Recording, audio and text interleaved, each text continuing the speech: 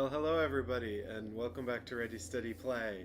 I hope you've all had a Merry Christmas and a Happy New Year, and it's been a good festive period. I know that it's been a little complicated for people all around the world. Everything's a bit different, so whatever's.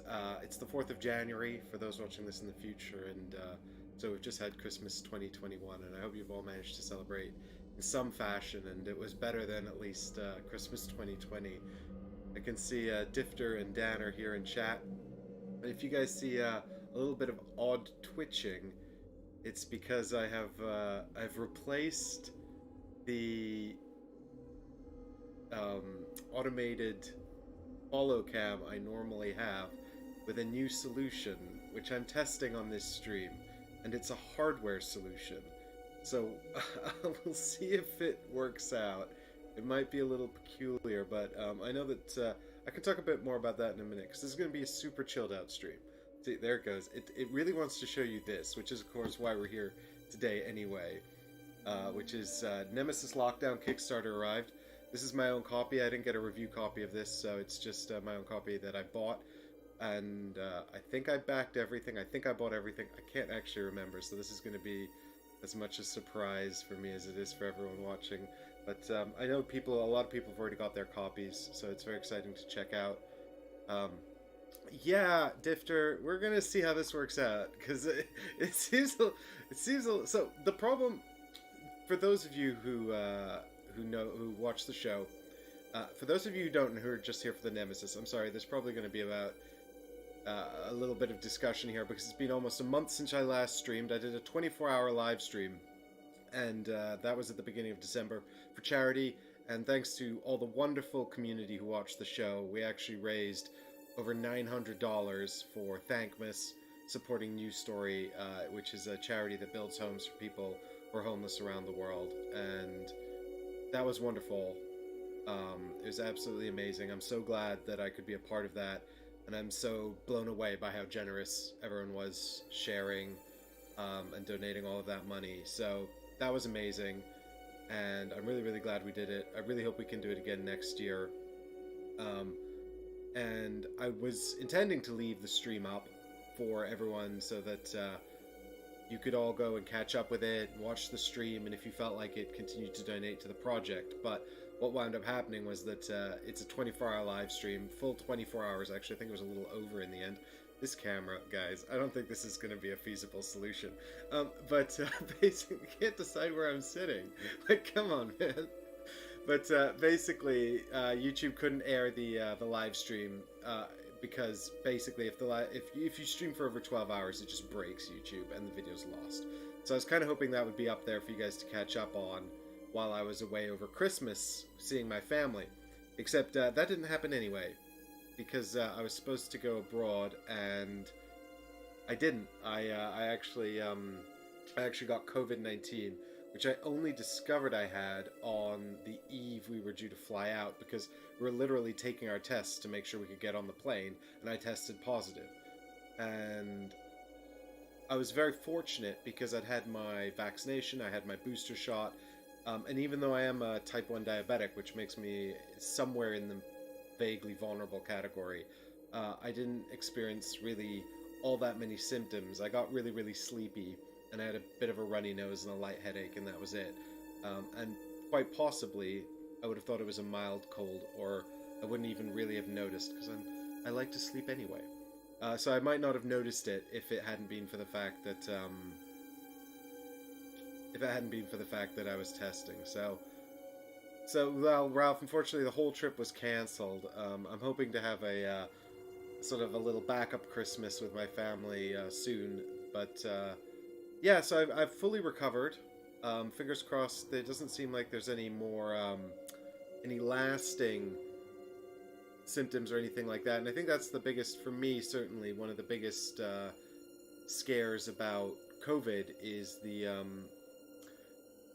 lot of people are developing, like, long-term issues and ME and things like that. I mean, a lot of people is all relative, of course, but I think that's it's a very serious condition, and any of those kinds of things that affect your energy and stuff like that, that's life altering, and that's very upsetting. So my thoughts go out to everyone who's been affected in that way, and I think that's why we got to do our best to sort of fight COVID and all that kind of stuff. So I have been very careful. I managed to avoid it for 2 years, basically. I hadn't had COVID before, and then of course I get it at the worst possible time. So it's one of those things where I was very disappointed to lose out on all the travel expenses and all that kind of stuff. Although that's just money, I don't really care about that. But not to see my family, that was the big thing, because we had a Zoom Christmas last year, and this year it was the first time we're all going to be able to get together again, and so everyone was there except for me and my partner Leanne. And because she didn't actually get it, she tested negative.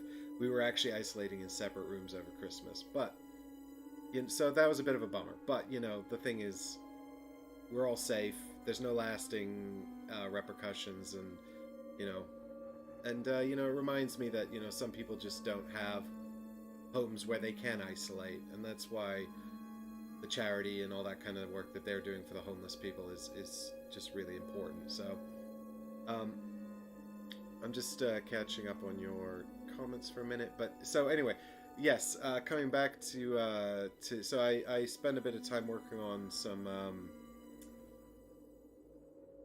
The sound cuts off sometimes when the camera moves. That should definitely not be happening, Eddie. The sound is completely separate system to the camera. The camera's literally a little sort of a pivot thing with a camera built into it, and it just tracks your face. But I think it's a little over eager, especially if later on we go into this zoomed in mode, and this is no good at all. I'm just the thing is, the problem I've got with this is terrible. And the problem I've got with the zoom the electronic solution is that it does that thing where when I'm drinking coffee and stuff, it zooms in and out, like it has like a total attack. It's terrible. So this is an ongoing issue that well, at least we tried another solution. And we'll have to live with this one today, I think. T. Carter says, I have severe ME, and it breaks my heart more people are getting the symptoms. I wouldn't wish it on anyone. Oh, T. Carter, I'm sorry to hear that, man. It's a tough condition. But, yeah. Yep. So, Lasso says, the 24-hour show was the best board game YouTube content of 2021. Thanks, man. That's awesome to hear you say that. I'm really, really grateful for that. And yeah, I'm a little bummed out that it's not up there, because I was really pleased with that content and what came out of it, actually. So I guess it remains one of those things where if you weren't there, I'm afraid you missed out. Maybe next year I'll do a two 12-hour two-parter, and we'll have a little break in the middle as well. But hey, it looks like we've got a bunch of people watching the stream, so thanks so much for coming in. I guess you're all super excited to see the Nemesis stuff, and don't worry, I promise we'll get to that. I just haven't had a chance to catch up with the chat, so I'm so glad you could all join and come in and have a... Oh, yeah, the camera's actually more interested in the board game collection at the back. Yeah, than it is in me or whatever I'm saying.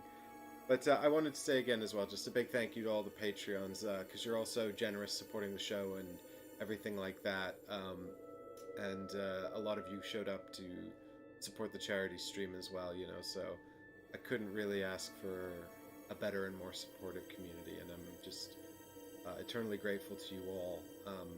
I hope you enjoyed the enormously long Essen write-up I did on the Patreon. That was more work than I anticipated, but I'm really glad I got it done in the end. That was one of the things I did while I was isolating in here with COVID. So I'm just really glad to get that done. And Margot, yeah, you were there for most of the stream, so thank you so much for hanging out.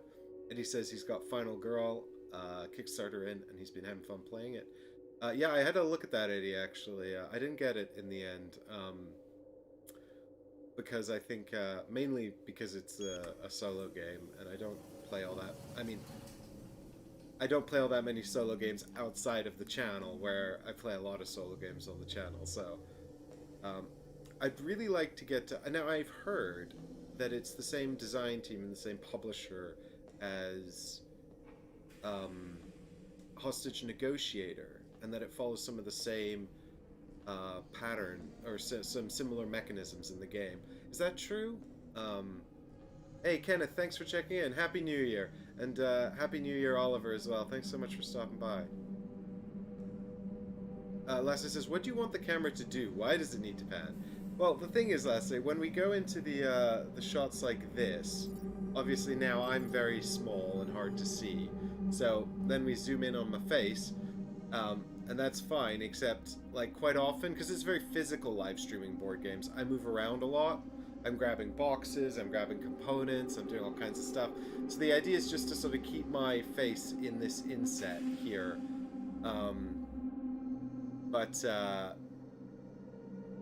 I mean, I don't think this is much better. Also, where's my chin? What's happening?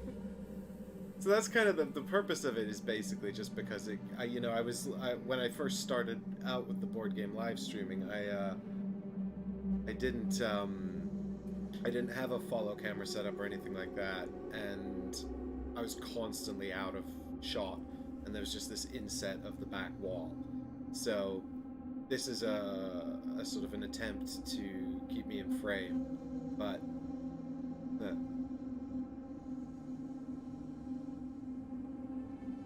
Difter, don't worry, we did miss you on the stream, but hopefully you can join us this year, yeah. And don't, just keep your diary free. Schedule all the important things for around the 11th of December. But it's a very busy time of year. It's actually my birthday on the 18th of December as well. And I have a lot of friends who have birthdays in December. It's so inconvenient, because I still feel like it takes me a month to unpack all the Essen games and get used to them. So by the time I'm done going through the Essen Hall, suddenly it's December and I'm doing Christmas and birthday stuff and all these social things that are getting in the way of what I really want to do, which is to solo play Euro games on this channel.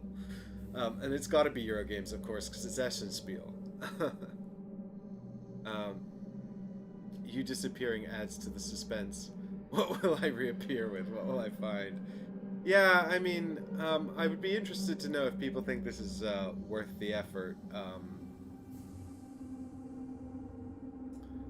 But thanks, Difter. Yeah, it was a great birthday. I just rented a little cottage in the country, and Michael and I and a few friends, we went out. We just played games for a weekend, which is amazing, really, because it's the weekend, and then the Monday. So we played on the weekend, and the Monday is when I tested positive for COVID. And Michael drove as well, so we must have been in the car for like 4 or 5 hours, and none of them tested positive for COVID. Like, my girlfriend was there as well the whole weekend. Everyone was there. None of them tested positive for COVID. So I don't know if it's maybe just... and we've all had our boosters as well.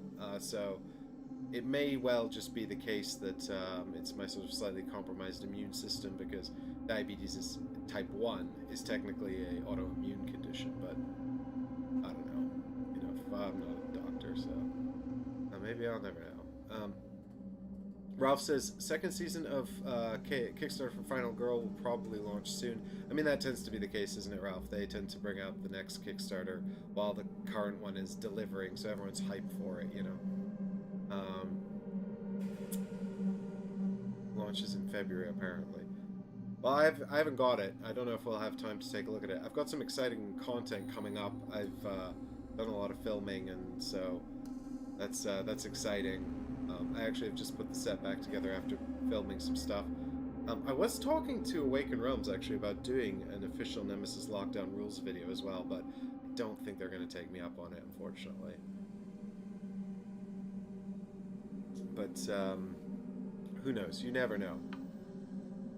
And anyway, I'm sure there was something else I wanted to talk about, but that's it for now. I guess let's move on to the unboxing. This is the exciting part. This is why you're all here, to see what's in this giant box. I'm sure a lot of you have probably got it and opened it up already. I actually got this, I think, about 4 or 5 days ago. It's just been sitting here in the box.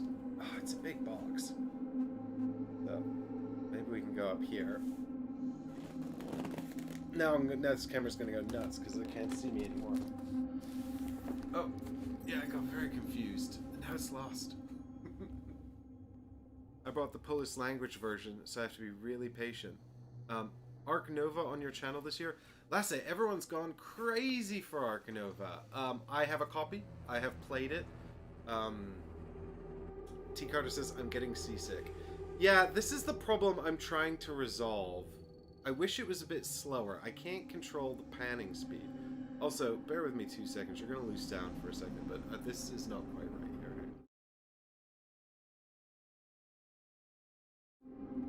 here. Okay, that's a little better, isn't it? So yeah, T. Carter, this is what I'm trying to avoid.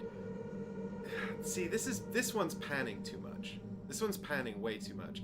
But the electronic solution I had would do this thing where it would like fluctuate whenever I drank coffee or anything. This won't do that, but I mean, God, if this is, I mean, if this is not ideal, is it? Good God.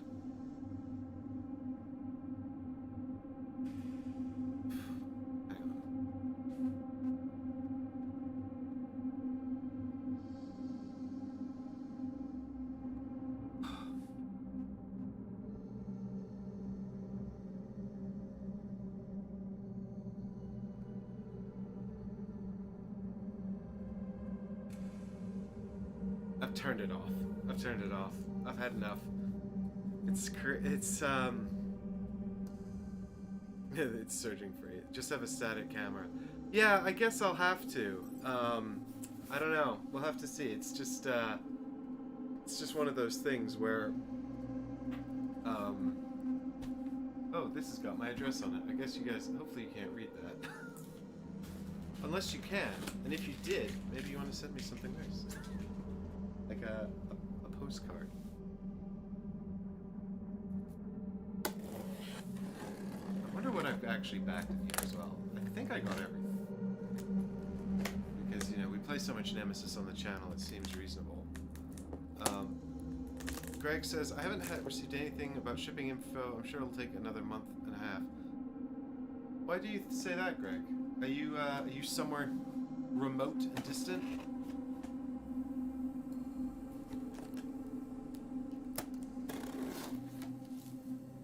Ooh. Gotta say, these Awaken Realm boxes are always a lot of fun to open. Lastly says, I will send you a proper face tracking solution. Well,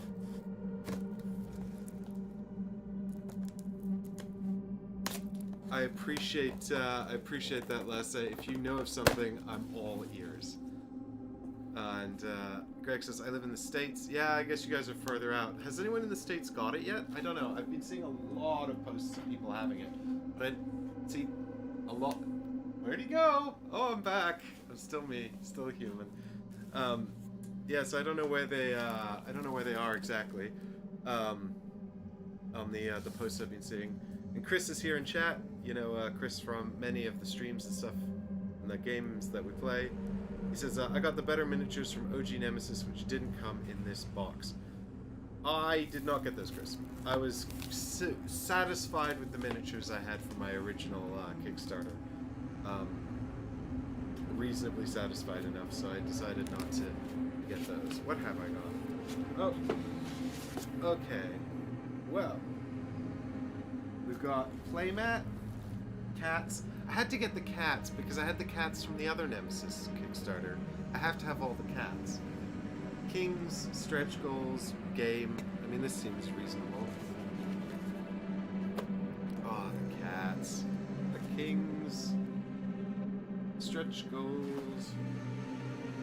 Now, is this the cryptids in the stretch goals box? Because it's the bats. Because when we played this back when the Kickstarter was just launching, and it was loud, dramatic, spooky, scary music. Let's turn that down a little bit.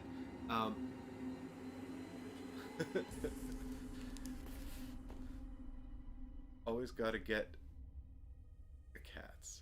And Paris, thank you for the well wishes. But yeah, so the when we played this on the channel, we played it. It was Chris and Michael and I, and we played with Adam, the designer, and we did, of course, play it on Tabletop Simulator because I think it was pretty much height of the or very, I think it was during the pandemic, and we didn't yet have the bat creatures that are going to be the enemies in here. So we actually played on the lockdown map, and we got to test out some of the new mechanisms, like the bunker and the escape pods and whatnot, and the elevator and the lighting system.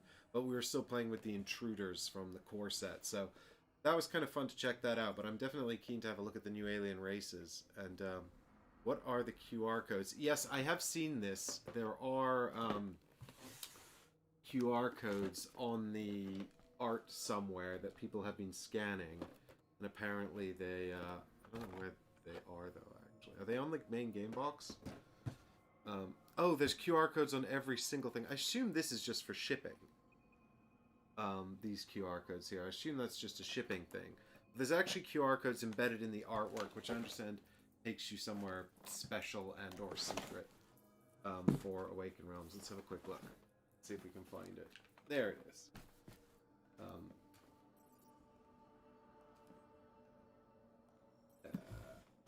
Hang on.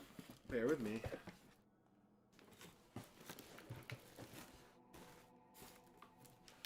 "26 high-quality miniatures. Whoa.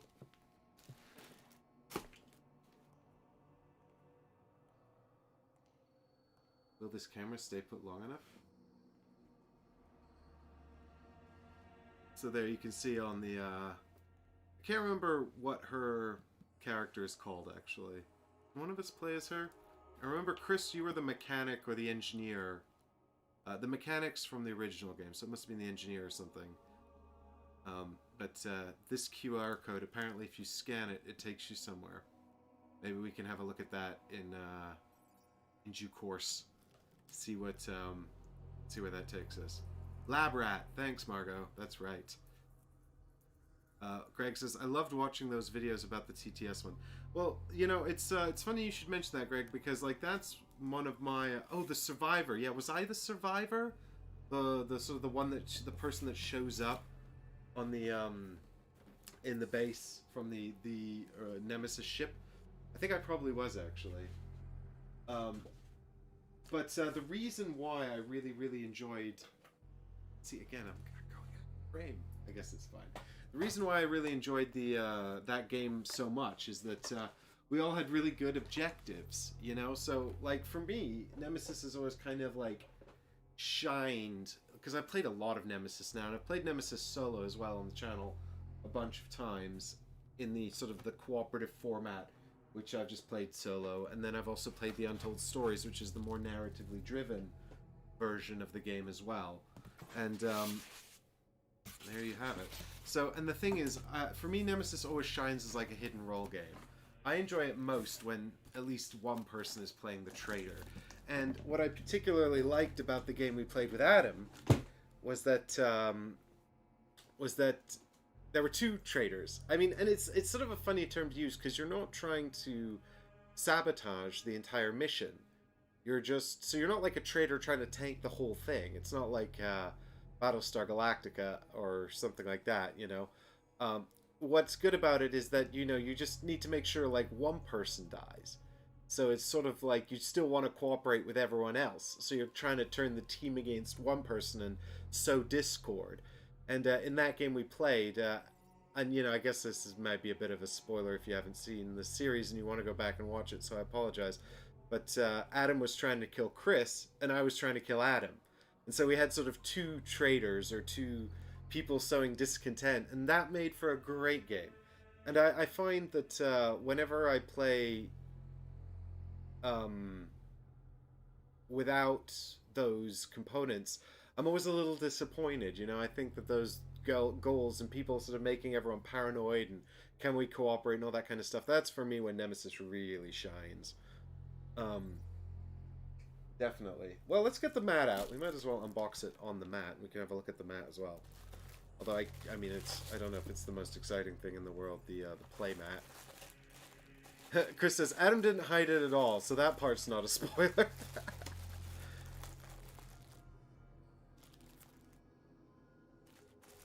That's true. He didn't really hide it.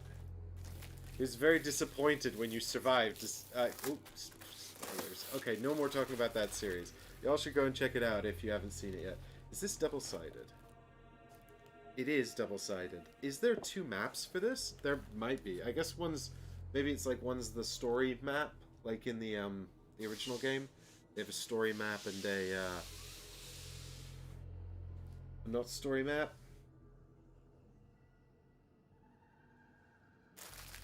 This is somewhat new. I mean, it's like just like Awake. This looks nothing like what I've seen. Is this the story side? Hang on. Let's flip this over. Yes, this is the one I recognize. Okay, so this is the one we played on, which has the 3 levels with the elevator that goes between the levels, and you can you have to control the power to the different levels and all that kind of stuff. This is going to need some books on it or something. And then there's the bunker that you have to take the little buggy out to escape to, and this is where... oh, no more spoilers.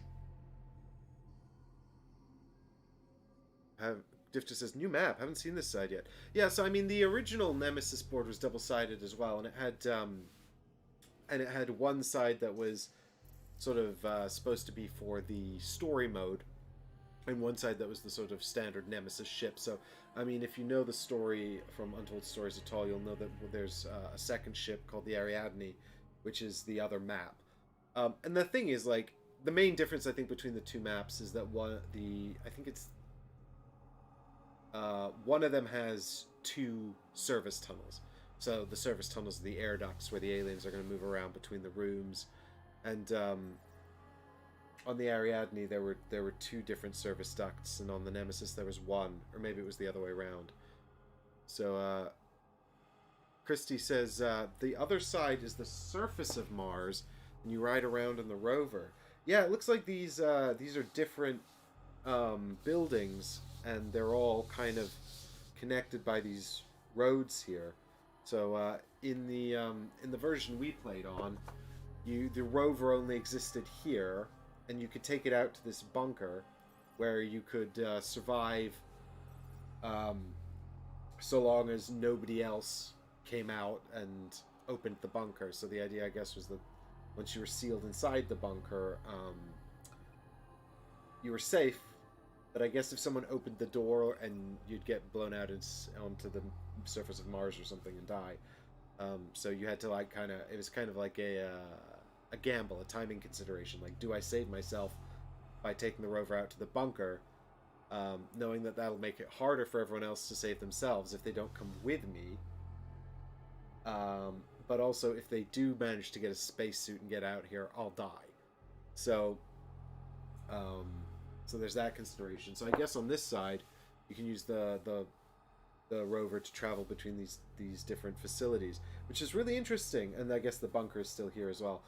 So I don't know if this is an alternate map for the main game. Like I said, in the original Nemesis set, it was kind of designed, I think, that the Ariadne was for the story and cooperative mode, and then the other side was for the main game. But, I mean, it was functionally just fine to play the main game on the Ariadne side. It changed the game a little bit. I think the idea was that it made it a bit harder, but I'm not sure exactly whether or not that's the case. But I don't. So again, I don't know if this is for. Do I have Untold Stories in the stretch goals box? If I don't have the next part of Untold Stories, I'm going to be upset. Having said that, I haven't finished the first book, and there's a second book from the original campaign. So no, I don't think it doesn't say anything about Untold Stories here. Did I have to order that separately? I feel like if I had to order that, I would have ordered it. So Untold Stories is like the comic book narrative thing. Greg says the engine rooms were no longer connected, if I remember correctly. Difter says, I can't wait to see you and the group play this when it's possible and safe for you to do so, that is. Well, Difter, if you want to see Nemesis on the show, I guess you have to vote for it. Greg says, it was a separate order, I think. But, yeah, I'm sure we'll probably play this. Oh, really? So did I not get The new Untold Stories book? Yeah, where are the doors, Ralph? Where's the 3D terrain? Are these things... Is this something they added in later? Because I think I definitely remember looking into the campaign. Well, let's finish crack on with the unboxing and have a look and see what's going on and what I do and don't have in here. But I think I remember looking into getting the Untold Stories, because I definitely would have got that to play on the show. Greg Pfister says, I did the all-in pledge, so I wasn't sure. Yeah, Greg, I'm sure I did the all-in as well. So, I'm opening the Space Cats first, because they're my favorite.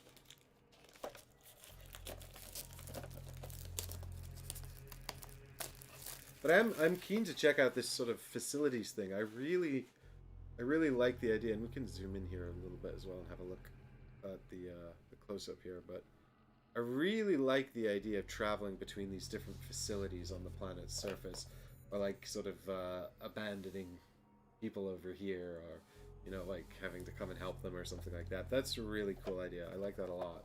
That could be a lot of fun, actually.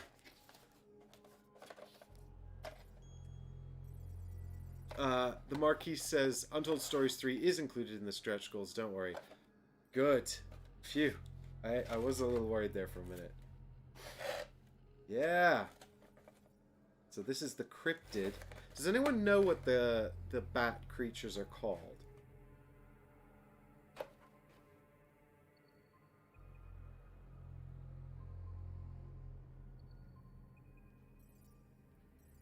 This is, I guess, the only...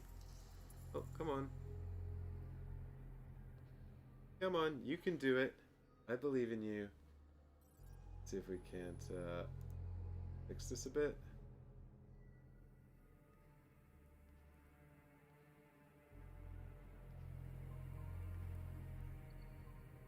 Alright, adjust this. Can we make this miniature come into...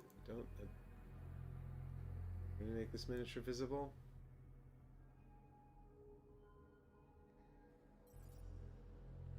Fingers crossed.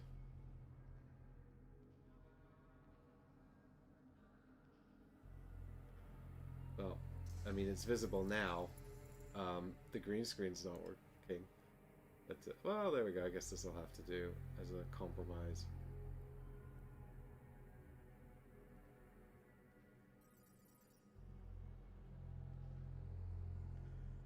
Yeah, Batcat. That's pretty cool, actually. I like how happy it looks. It's like, I'm gonna get you. And it's like, yeah, actually you might, because you're terrifying. Look at those freaking talons.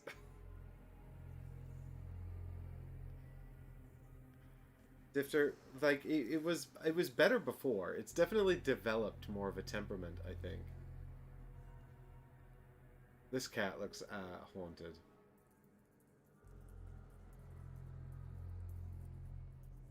The cryptids are cool. I like the idea of the cryptids a lot.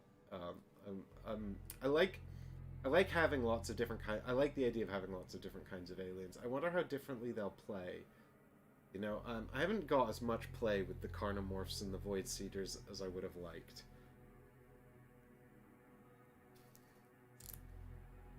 Greg says, now I'm missing all the Etherfield streams too. Greg, I keep meaning to go back to Etherfields, and I just haven't had the chance to go back to Etherfields. I really do keep meaning to. Oh, these are really cute. Ah.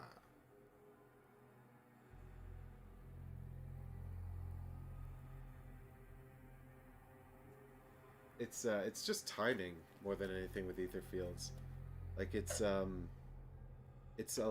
lot of setup, and I know that those streams are never going to be any less than 4 hours, you know, like which is fine, but it's,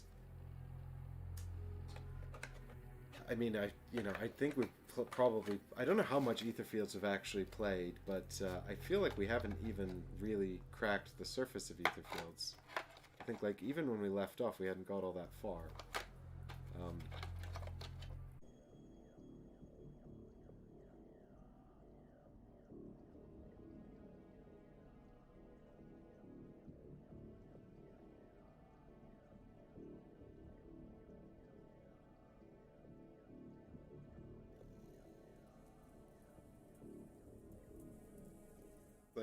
In space, no one can hear your stream go down. Yeah, so that's another thing that I forgot to mention. I'll give everyone a minute to hit refresh, but this another boring update. Sitting here playing with my space cats, but yeah, the internet has been absolutely shocking. I mean, those that watch the streams will know it's not been great. Like, I'm not going to bore you with all the details because it's like so annoying and dull, but it's been terrible. I upgraded it. I was told that would fix the problems. The problems are still occurring, but less frequently. But lately, they've gotten so much worse, and over the past few weeks, it's been diabolical. I probably couldn't have streamed, even if I was like available and healthy and up to it.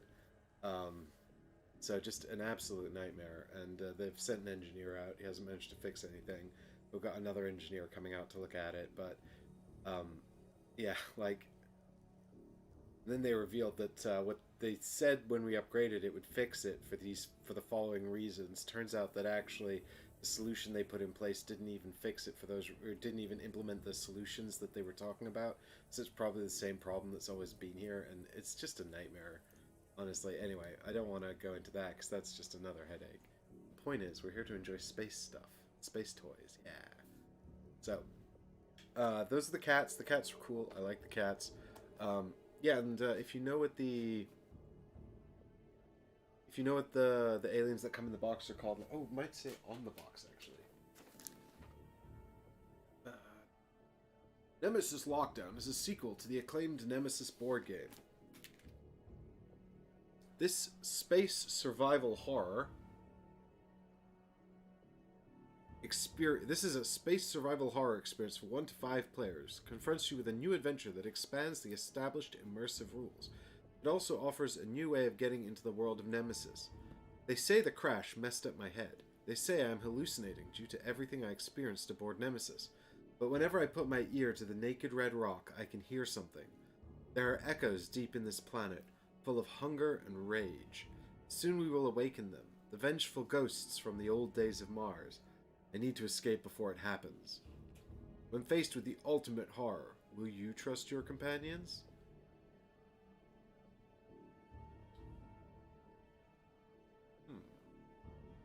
1 to 5 players, 1 to 3 hours. This is a standalone game. You don't need the original. Well, do you know how you know the original one was better? Because it had a quote from Ready Steady Play on the box. Night Stalkers. That sounds right, Greg. Thanks. I think that is what they were called. All right. Well, we'll open that in a minute. Or actually, yeah. Let's do this next. All right. Let's take a look and see what life is like on Mars. I'm excited for this, actually. I really hope there's like sort of more cool hidden objectives, more sort of antagonistic stuff that maybe pits people against one another in some way.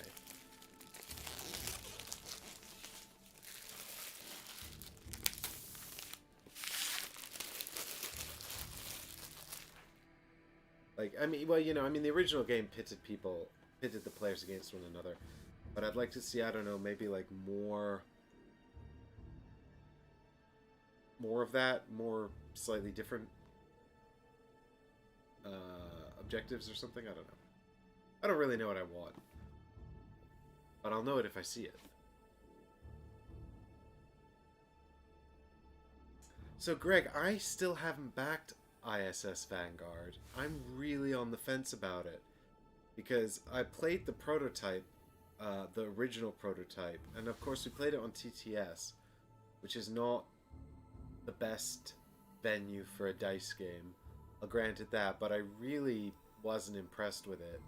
I was impressed with the setting and the world building and the art, but the mechanisms I thought were were pretty lackluster. And I know that Awaken Realms do a lot to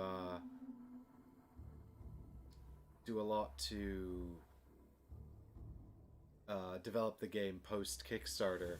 And they like to involve the community in that, and I have seen a lot of development on it. So I do wonder if they've if they've changed a lot. Hey, check this out. Don't want to read the rules? Watch the video. Learn/nemesis.com. I wonder whose video is up there, because they approached me about making this, and then they decided not to take me up on it. So I'm gonna have a quick look at this website. Hold tight. Learn/Nemesis.com.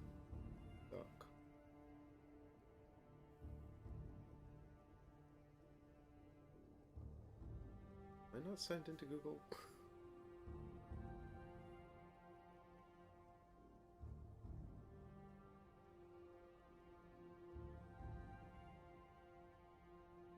Someone called RTFM. Well, it looks like they've got everything covered. I haven't actually seen this video. They uploaded it back in the earlier this month. Well, they've got a lot of subscribers, so they must be good, right? But this is the original game. I mean, they made this 3 weeks ago.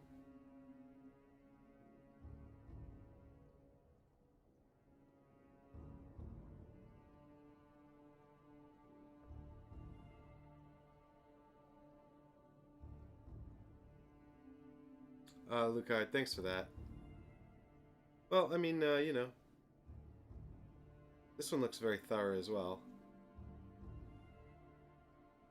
I mean, I haven't watched it, but looks pretty decent.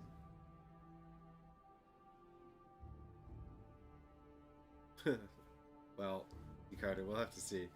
I mean, that's so funny. Do you know, it's so funny. Like, I go, I guess, I don't know, like, I haven't, I've never heard of this channel.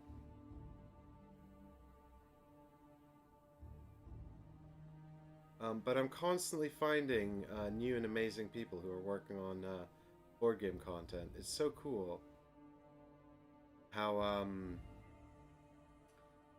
it's so cool how many people are out there doing this stuff and growing the hobby and everything.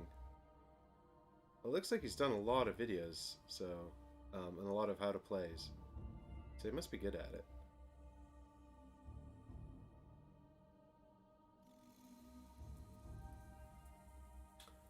Ah, RTFM is Shay, and he works with Rado. Okay. It stands for Read the Effin' Manual. Oh, fair enough. Although, if he's making these videos, I guess we don't have to read the manual. Cool, well good, I'll have to check that out, and then I don't have to read the manual. I wonder if they've made them better, because their rulebooks are notoriously quite bad. Greg says, I enjoy our TFM as well, but I always watch yours when I can. Well, I appreciate that, Greg. Thank you. I really enjoy making them, and I'm hoping to be able to do more of them going forward. You know, it's just the case that, you know, I want to make them as good as I possibly can, and so I've had to stop doing them for free.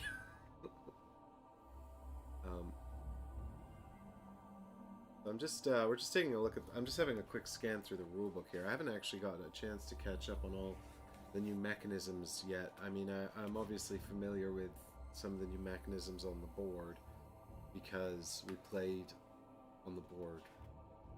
Ugh, look at this. I hate this. Like, a picture's worth 1,000 words, right? When I see pages and pages of rules with no text, it always, sorry, pages and pages of rules with only text and no pictures, it always makes me upset. Like,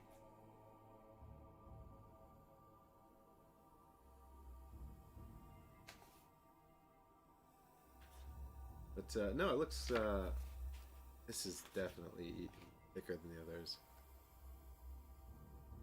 Last says, I think you're good, but gaming rules are the best for me. Hey, I know Paul, and Paul is very, very good. I mean, Paul and I, we have very different styles, I think. But Paul's very, very good.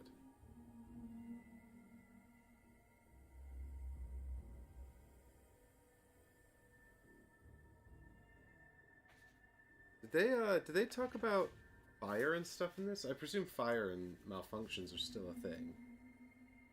So I'm just wondering how much of this sort of... I mean, they've obviously got to go back over the whole... I mean, it's obvious that the Night Stalkers still have the same kind of genesis as the intruders, because they've got the alien biology and evolution here. So I think that's obviously the case. Well, there are fire and malfunction markers. I mean, there were when we played as well, but of course things can change over the course of development. But it looks like, ooh, it looks like we've got some more dice. That's exciting. I mean, another kind of attack die. Wonder if that's a different kind of weapon. Obviously didn't see that in the prototype we played back in the day. What's G? What is that? Place your knowledge token inactive with an empty flask side up on the laboratory board. It's exciting.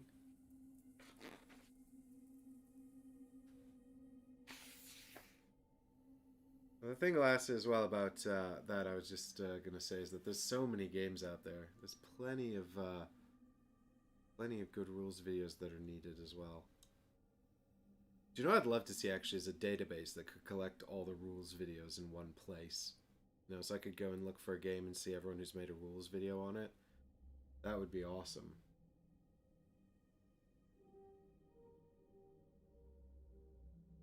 You know, I think really helped to find those videos. Knowledge is how weaknesses are discovered, I think. Oh, that's cool.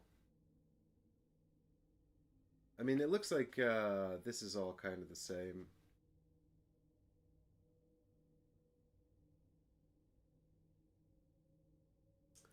Not fit for public says, "Oh hey, first live stream in a month. Good to have you back." Yeah, I mean it has almost been a month, and yeah, it's good to be back. I'm starting off with something very easy. I don't typically do unboxings, but what I really wanted to do was just come back and sort of have a chat and a catch up. And I knew that this stream was largely going to be just sort of chit chat about the channel and what's been going on, and I don't know, whatever's on my mind really. So I thought, why not combine it with an unboxing and see what's going on. So it's the laboratory board instead of the intruder board then.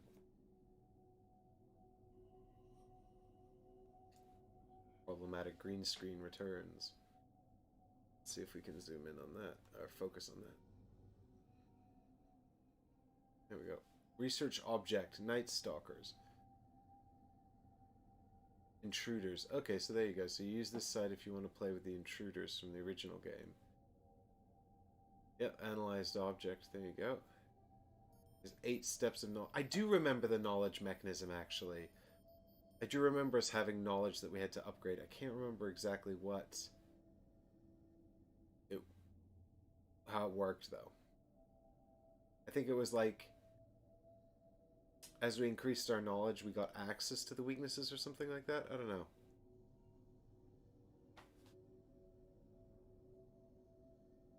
Oh, who's this guy? Get out of here. This guy.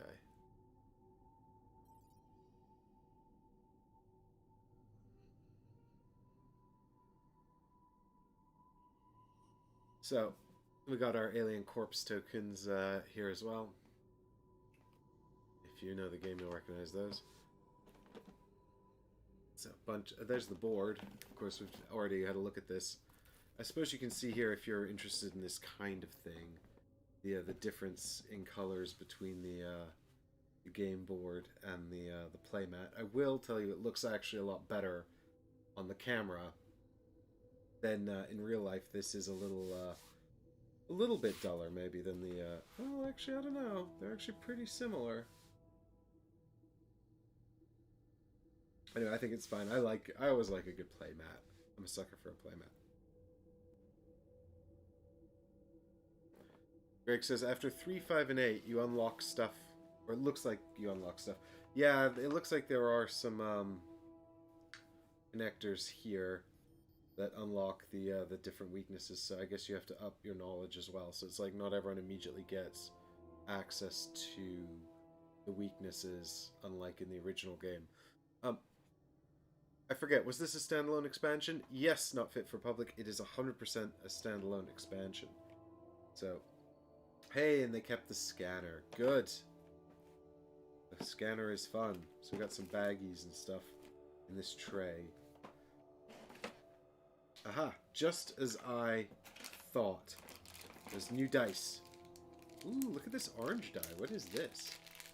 What is this? What is this?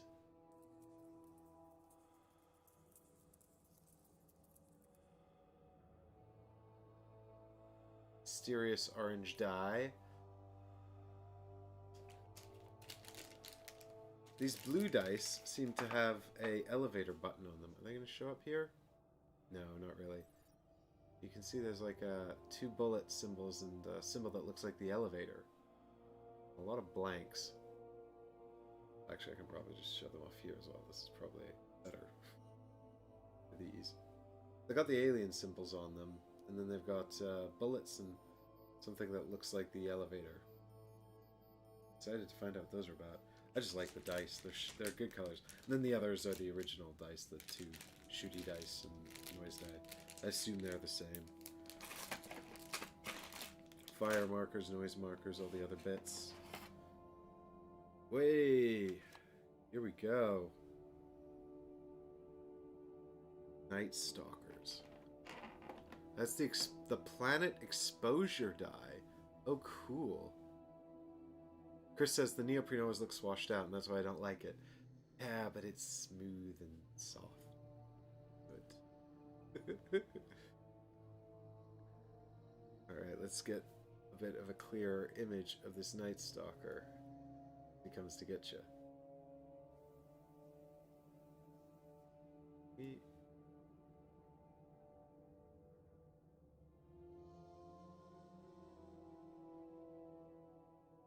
There we go. What is his face?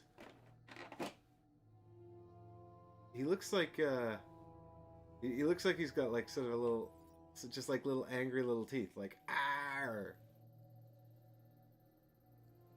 So I guess these are the whole things where you want to get the lights on and off sort of under control. Like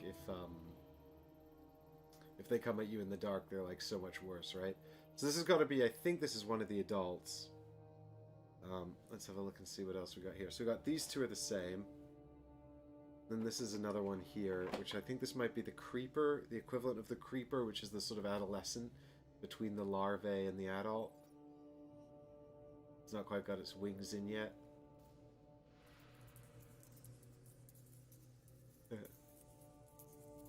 This is a good excuse for another insert stream. Yeah, I wonder, I presume that eRaptor have made screen print inserts for this as well. I didn't get them, but if they send me some, I'll make a stupid video of me attempting to put them together. Who's this guy? Oh, this has got to be the engineer. This is Chris's character from our live stream. You gonna show up here? Nope. If only he was brown. Got some kind of, he looks like he's got some kind of flamethrower though, which will do him good, I think.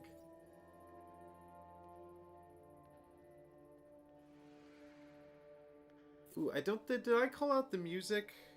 This is the Nemesis suite, which is a soundtrack for Nemesis that was put together by fans of the game. So if you want to find the Nemesis suite soundtrack, they kindly allowed me to use on stream. You can find links to that in the description. Anyway, the janitor. Yes, that's right. Timothor. It was the janitor. That's right. Super cool. Alright, let's finish off the adults and the larva on this layer before we move on. I guess this is another adult. I think. I mean, this one doesn't seem to have the wings either. This guy actually looks really different to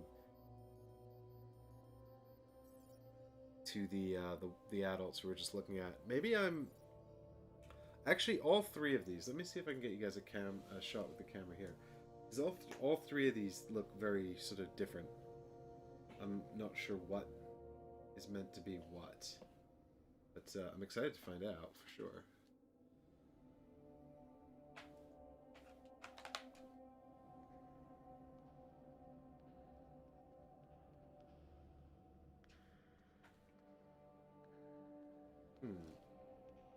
Is there a way to get this to look real close up here?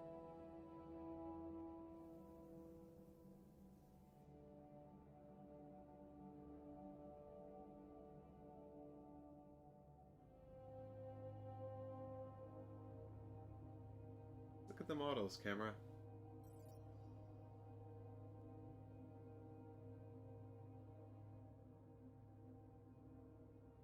Yeah, so like I thought this was the creeper, and I guess this is like an adult, but I don't know what these are. If these are also adults, because they look so really different to this guy.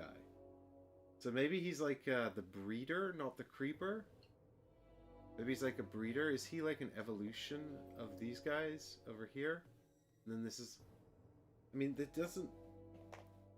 Because these are the only ones with wings, right? So is that the evolution chain there? Does anyone know? Not fit for public says, are we going to see a playthrough? I'd be interested to see what you think compared to the OG. Maybe. Yeah. Maybe. Luke Hart says, oh, I like this. The right ones reminds me a little bit of Pitch Black. Yeah, it does actually remind me a lot of Pitch Black. And that's cool. Like, Pitch Black's awesome. So I think that's a cool idea. I really hope that it manifests in gameplay as well. Hey, Higgers, thanks for joining us. Glad you could make it. I mean, these are obviously the larvae here, these tiny little things. Oh, let me pop these guys out and I'll show you if I can. Yeah, so we've got this little guy here.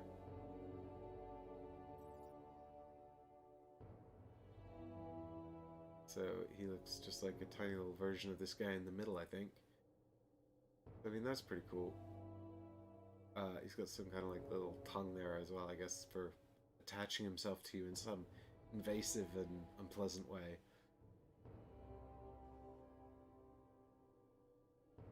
But then there's this other one here, which looks more like the back guy, actually, because it's got the double horns.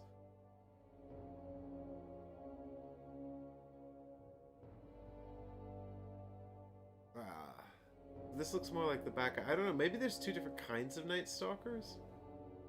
I mean, possibly the whole thing's just aesthetic, though, and it's not got any actual gameplay impact. Okay, and this is the Survivor, I think. This is who I played as, I think. Don't quote me on this, though. Maybe I would have been better off unboxing the cardboard first, so we could have checked the pictures before I just speculate on what their names are. But I feel like she matches up with the artwork of the character I was playing.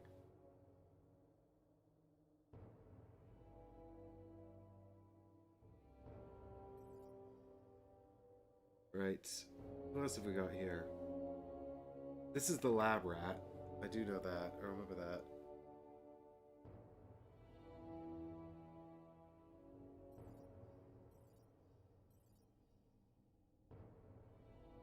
And that's not, I don't think, a giant gun she's got. I think she's hiding behind a poster pillar or something.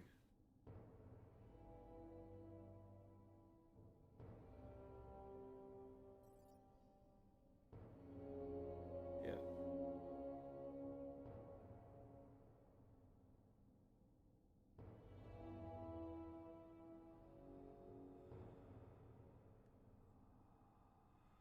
I can get one of these. But two of these guys are... What else we got going on here then?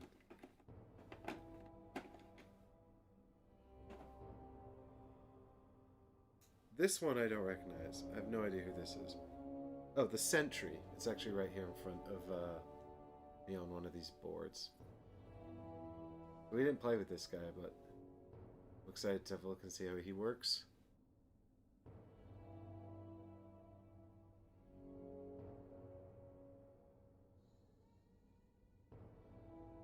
Yeah, it's not a really big gun, unfortunately. Which would come in handy, I think, what with all these aliens around. I wonder what, so the Sentry's, I don't know what his deal is going to be, but... or their deal, actually. Kind of hard to tell what this person looks like otherwise. But,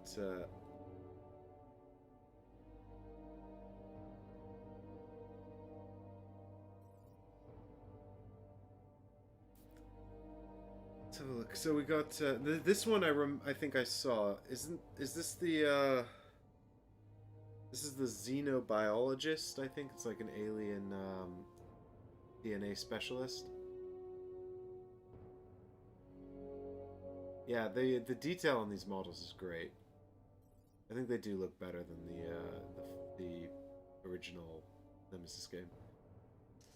I mean, and you could get upgraded models for that as part of this Kickstarter. But, like, the original ones weren't so bad that I was, you know, unhappy with them. I was perfectly happy with them, but these ones do look better. And I think if you're going to paint them, then that might be something that's worthwhile for you as well. Like, I'm not painting them, so I think it's fine. I'll be alright.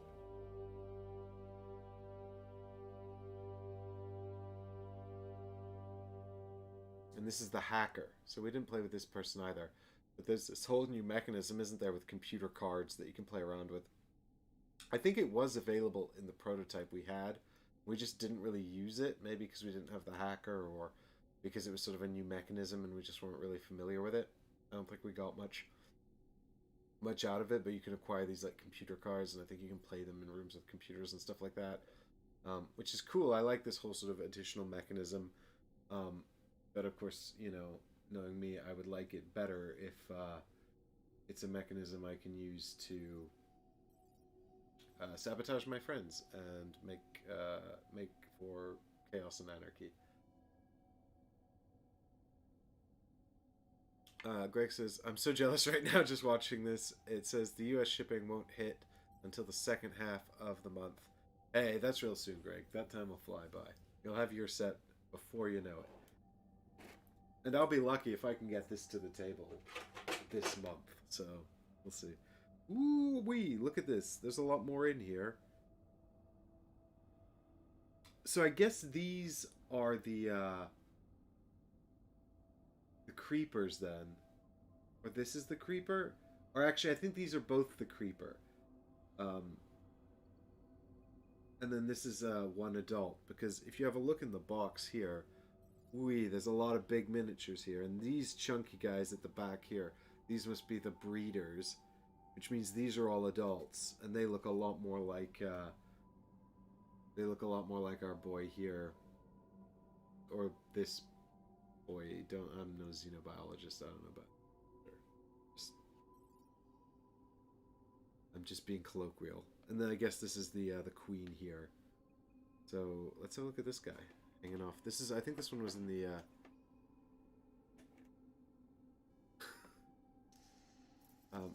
Greg says, I live vicariously through you.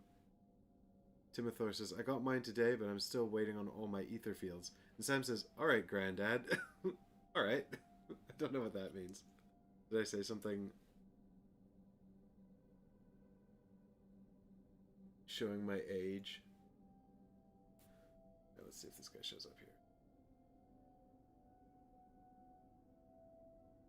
Yeah, that's pretty cool. I mean, these adults are actually huge and scary. There's always the wishful thinking box. Hey, I read everything, and I do take count of the votes over time as well. Do my best. If only we could live stream all the time. This guy's pretty awesome, actually. And his beam is way better than the lab rat's beam.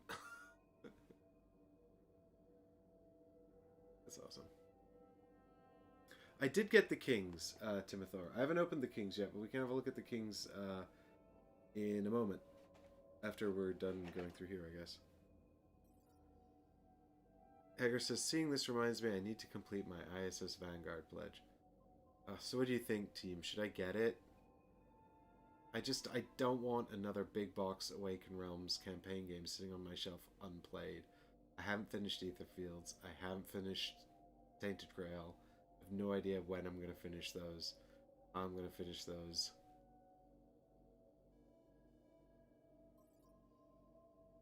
Greg says, the fact that they added the building supports just really shows the scale, not just the pure size of the mini too. Yeah, Margot says, my wishful thinking is almost always returning to Tainted Grail with Michael. I do have the intention of doing that, Margot. I really want to go back to Tainted Grail and play more of that with Michael.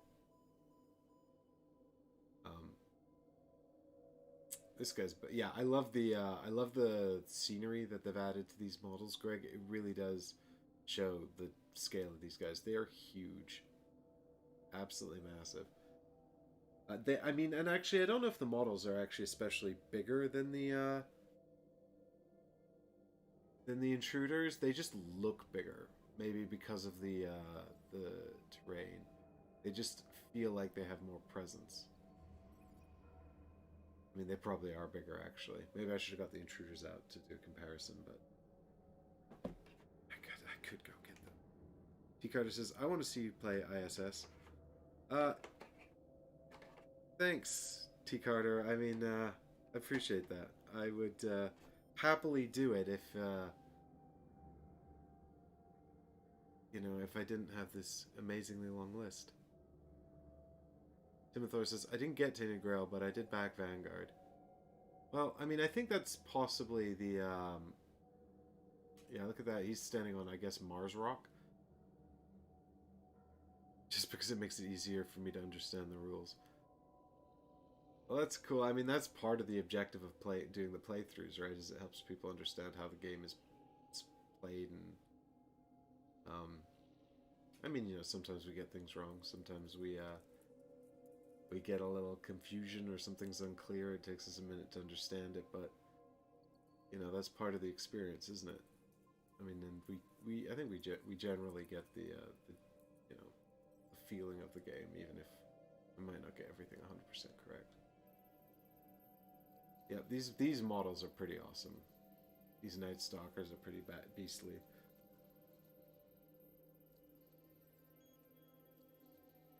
They're pretty scary. Alright, so this must be the breeder, or the equivalent of the breeder then. It actually looks a bit like the breeder as well. It's got that same kind of sort of big scary face.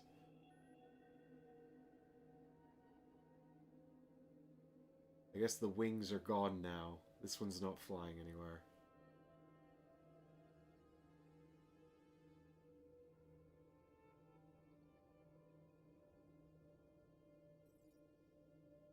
Yeah, massive and scary.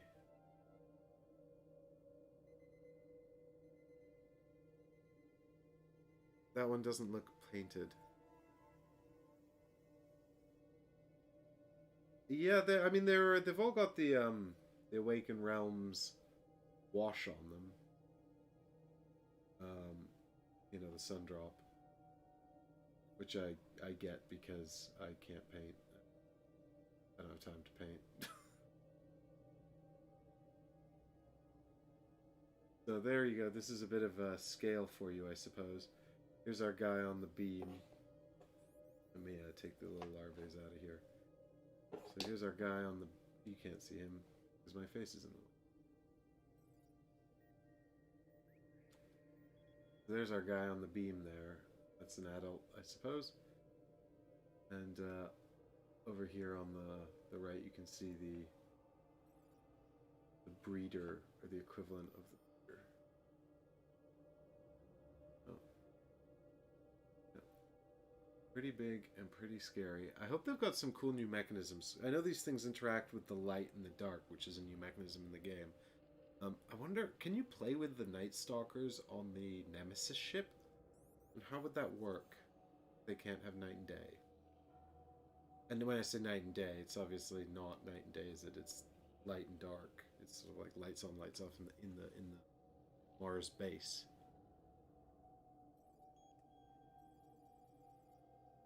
Greg says, I choose the Sundrop minis over painting them because I like the way it looks.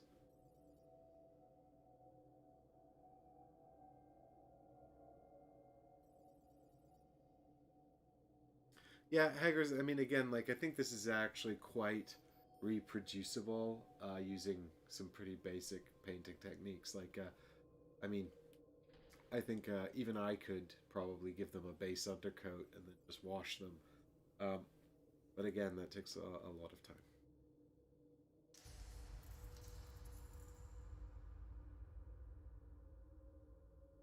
Alright, let's have a look at this, this queen then. Oh god.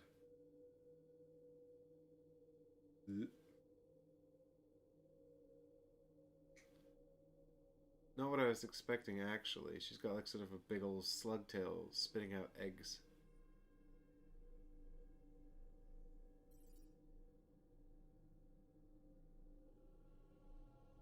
And a lot of nasty claws.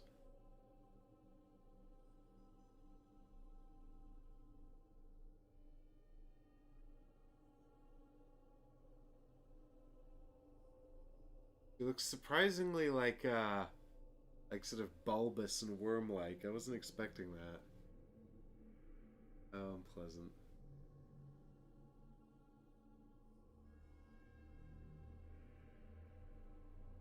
There you go. So this will be the thing you don't want to draw out of the encounter bag turn 2. Yeah, they're pretty nightmarish, T. Carter. They are pretty awful.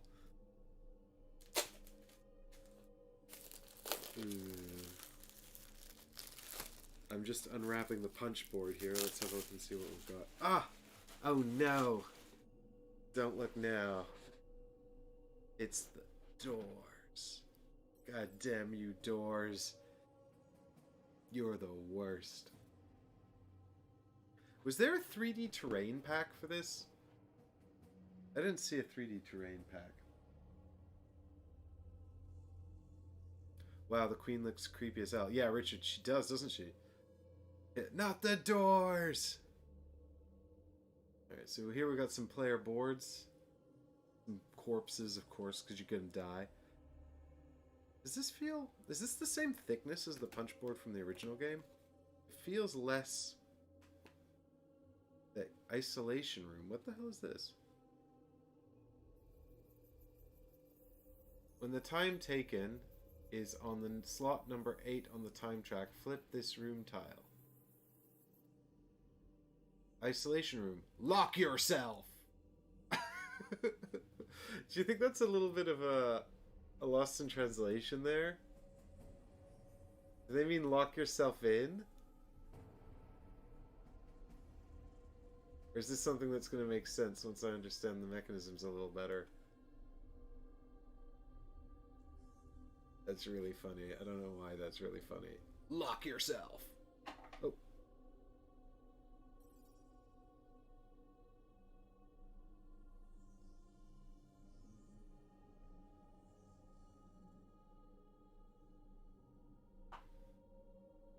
What else we got here? So you can... so is crafting equipment now something you have to do in rooms? Because I'm pretty sure in the original game you can craft wherever you want. It says facility workers start here. Craft equipment. So are these... Interestingly, these don't seem to be randomized. Are the rooms not randomized in this game? That's interesting. If they took out the randomization of the rooms, that's really interesting. Isolation is like the hibernation chamber, I think.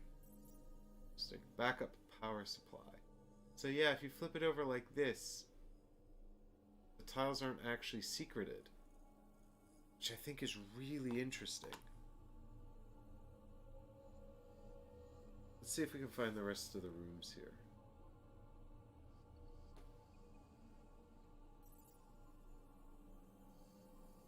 Oh, there's all those alien tokens. Oh, look at all these little dials. What are these for? I don't know. Nope, the rooms are definitely secreted. So maybe some of the rooms are telegraphed and some of them are randomized, which is also interesting. Ooh, look at these! The alien tokens have, oh, these are going to be different threat values depending on whether they're in the light or the dark, right? The blue one is less... Oh, that's what the dice are! The blue dice are for shooting in the light, and the red dice are for shooting in the dark. That's going to be right.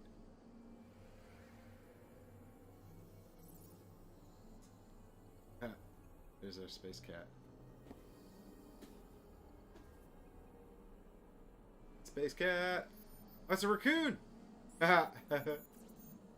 Excellent. Good job, raccoon buddy. I believe in you. You got this. So these are the dial covers. What these dials are for, I don't know. But that's neat. We can actually probably have a look and find out. Here's the nest. Doesn't look as bad in this game as it did in the original. Trash Panda is trying to save the facility. This character, the character who explored this room gains 1 knowledge. Take an egg. That's a secret.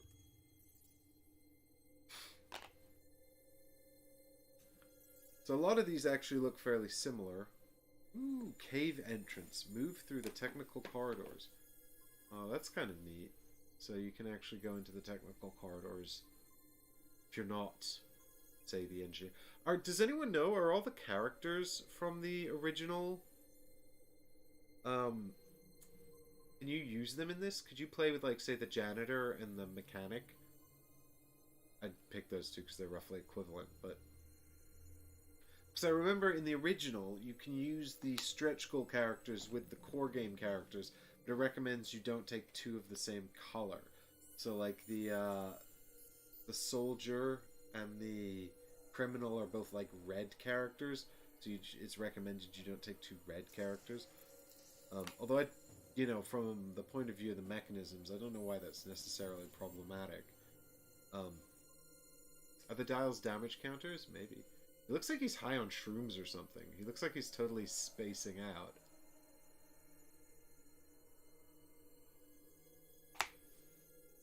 Well, we can actually have a look at the rulebook. I will track it down over here, and we can have a quick look and see what it tells us what those dials are for. Alert procedure token.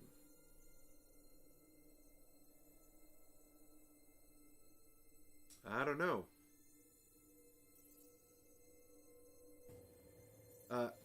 Timothor says, yes, you can use the original characters in this. Greg says, I would assume so, but the decks and items may not jive right. Thanks, Stifter. I'm glad someone appreciates my awful humor. Yeah, I don't know what the alert dials are for. Possibly a new... Let's have a look here. I'm just looking to see if it shows up somewhere here in the rulebook, and we can have a quick look and see what that's all about. All previous characters can be used in lockdown, but it's advised that you not use characters of the same colors for balance reasons. Thanks, the Marquis. That sounds pretty much the same as the original 2 sets of characters then. That's cool. I like the idea of sort of being able to mix and match all these different characters and bits and whatnots. So, alternative side of the board. Okay, yeah, so this is the alternative board side. It's got some rules about it here. And traveling on the surface between the different facilities. It looks like this hasn't got an elevator. It does look like it has some kind of tunnel on it, so I guess that's a bit different.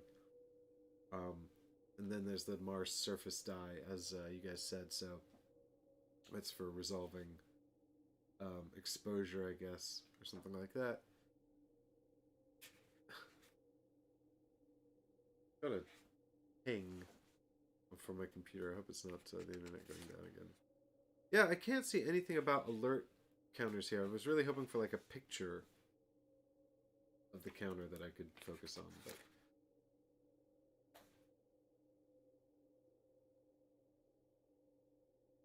Weirdly, it doesn't seem to mention them at all.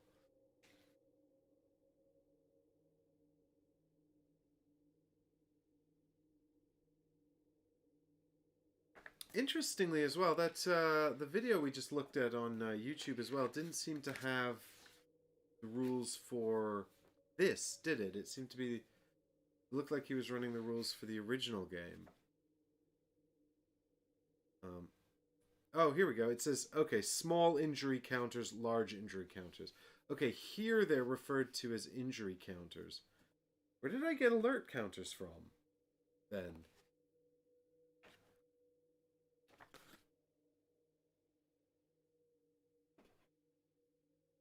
Am I going insane? Where did I see alert counters?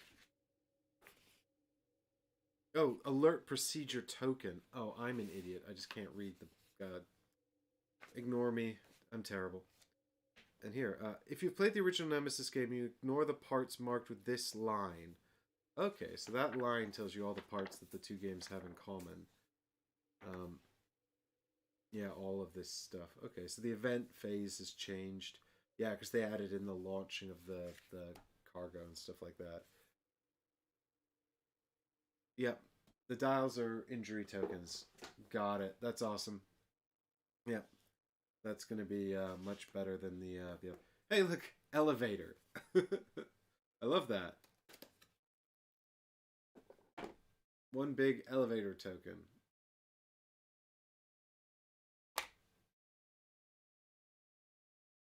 Ah, the doors. Might just put you guys in the bin. Play without doors. So some of these rooms look similar. Decontamination room, perform the decontamination procedure. I guess that's new. I don't know what the decontamination procedure is.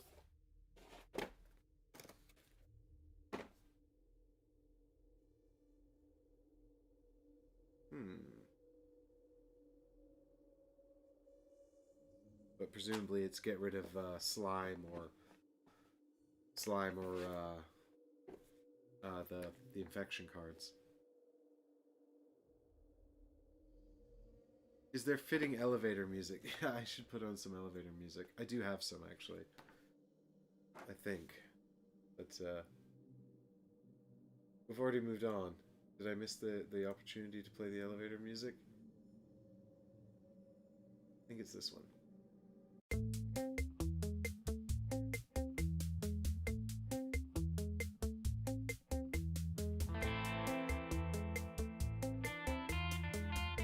Well, that got a bit feisty, actually.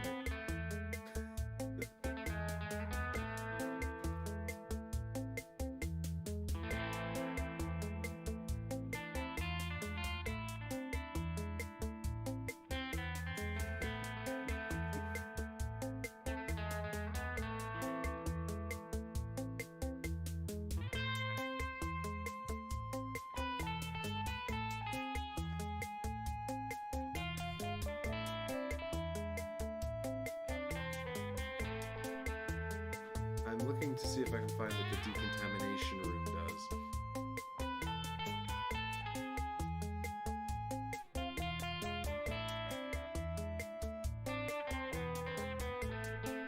The elevator salsa. Decon time room. Yeah, the infection cards. Scan all the contamination cards in your hand. Remove all the infected cards. If you have a larva on your character board, remove it. If you have a slime... Yeah, so it gets rid of everything bad. That's actually great. It says get rid of all your infected cards that say... Your infection cards that are infected. Or contamination cards, that's right. Get rid of the contamination cards that are actually infected. If you have a larva on your character board, remove it. This is like a better version of the surgery. Electro-Western. It sounds pretty accurate. Alright, enough of this. Back to the scary space music.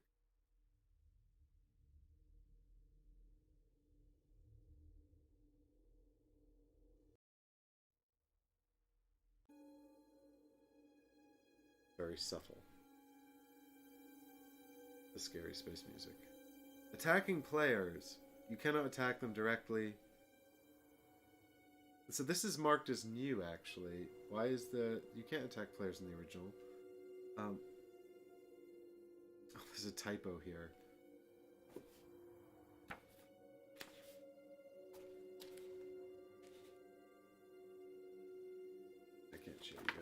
I would show you if I could fit this anywhere that I can show you.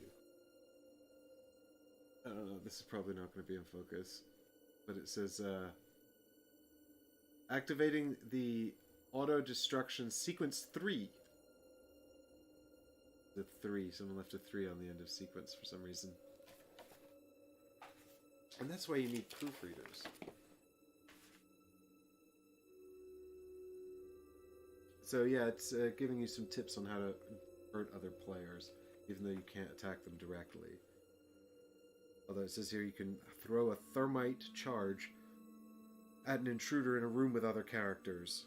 Of course, you could just say, I was trying to hit the alien.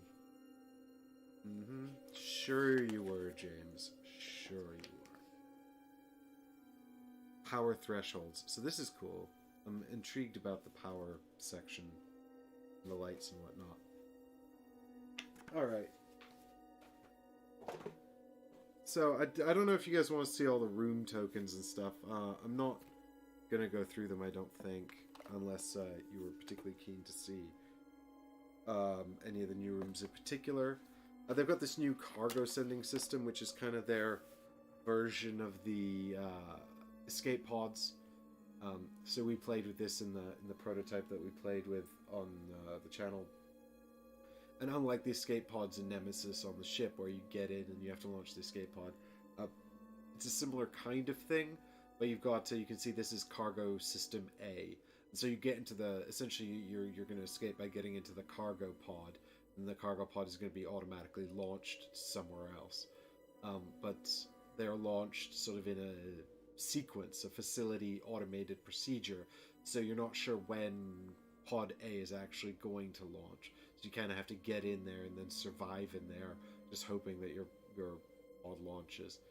You can see it says enter the CSS pod A cargo sending system, and that happens automatically in the event phase. And then we've got there's the cargo sending system B. Defense control room. Exterminate the threat. I wonder what that is, actually. Got my rule book for rooms in here. My sheet here. Or defense control room. Reduce the item counter by 1 or place a malfunction marker in this room. Choose a room without a malfunction marker with an intruder. Place the malfunction marker in that room. All intruders in the room suffer 1 injury, and each character in that room suffers a serious... Oh, nasty. So this room can be used to, well, mildly hurt intruders. Are we just using intruders as a catch-all for aliens? Because I thought they were Night Stalkers in this game. Because the aliens from the original game are technically called the intruders. But I presume that... I remember it said in the Void Seeders rulebook, actually. It's like, just pretend wherever it says intruders, it says Void Seeders if you're playing with these guys. So, presumably, it's the same deal here.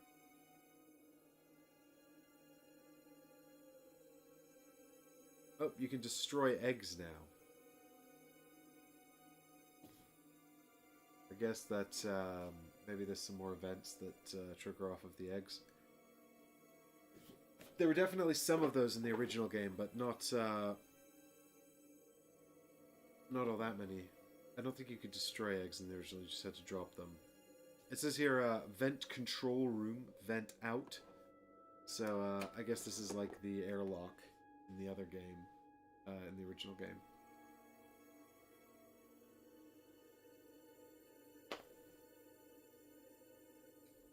And then these are also for the CSS system. So you can see there's no launch. Launch A, B, C. I guess there's a C one as well, I didn't see. And launch all. So I think you sort of randomize the order of these. You just don't know when you're going to get out or not. Just another fun little bit of tension ramping up there. Oh yeah, I completely forgot about these things as well. These directives that are coming in. So there is, of course, this crew of guys. The premise in this one is basically like in the original, right? You have to get out, you have to set the ship to Earth, make sure the engines are working, and then get back into hibernation. In this game, there's a rescue team coming, but you don't know what their orders are, and so you have to like sort of spy on these tokens to find out what their orders are. And so you've got like this one here, and like you work it out by process of elimination, right? Like you can look at a number of different tokens. This one says kill all who did not send the signal. So if this is the token that you work out it's this one, then you have to send the signal. This one says save everyone, so if it's that one, that's great. This says kill all in the isolation room. So you said that the isolation room is where we start or something like that, but oh, Greg says you could kill the eggs in the original too. Okay, I mean, I don't think we ever oh no, Difter says that was the larva, not the egg. Yeah, I don't think there were rules for killing the eggs in the original, but I also don't know if it was necessary ever. Yeah, I don't recall there being an option to kill the egg, but I also don't know if that was ever necessary at all. We've got so kill and then kill all who have four or less knowledge. Oh, and then there's one here that says kill all in CSS pods. Presumably you're safe if the pod is already launched, though. I guess. So that's pretty cool. I like. I forgot about this mechanism. I quite like this because it creates this sort of hidden information that you can and can't share with anyone. Of course, it's kind of like it kind of comes back again to what objectives people have picked, right? Because if everyone picks like sort of a cooperative objective, so everyone's objective is to survive, then you're just going to share all of the information. You're going to be able to work out which token is the best one for you. Like, if you don't have a motivation to make sure no one survives, then, Hager says, I think you could smash eggs, but it caused noise. I mean, that's what it says in this game. It says you can smash the eggs, but you have to roll for noise. Maybe we just never bothered to do it. I don't remember. Maybe they added it into subsequent printings, like if they because I know that Hackers, you've got the print run of the game they did with this. So if they've added it to this, they might have added it to your print run, which I think is the third print run, right? Weren't there 2 Nemesis Kickstarters and then Lockdown was the third? I feel like Lockdown's the third printing of the original Nemesis as well.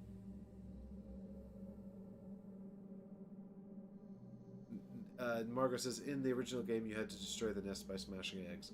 Entirely possible, I've just completely forgotten that rule. Or the possibility of that rule. Okay. Got all of our exploration tokens, so let's have a look at some cards. I want to have a look at some cards. I want to have a look and see like how different are the event cards. In particular, I'm interested in that. So what have we got here? We've got action cards, lots of action cards for all the heroes, or characters, maybe not heroes. And we've got this new computer deck as well, which is like sort of radioactive dust. What is this? Oh, these are event cards. Your character gets 1 contamination card and a slime marker. And also, I guess if you're outside, or is that maybe if you're inside or something? Character gets a contamination card. If there are 2 event decks, one for each different board, that would be very cool. I would be super into that. So here are some objective cards. Yeah, and here are the new computer actions as well that didn't exist in the original. So this one says computer action A, move the rover, or peek at a chosen CSS token, or peek at all contingencies of any other player in the section as you are in. In the section as you were in? Oh, come on, guys. Seriously, I do copy reading. I'll help with this. Just, email me. Yeah, fair enough. I mean, at least it's clear, even if it's not correct.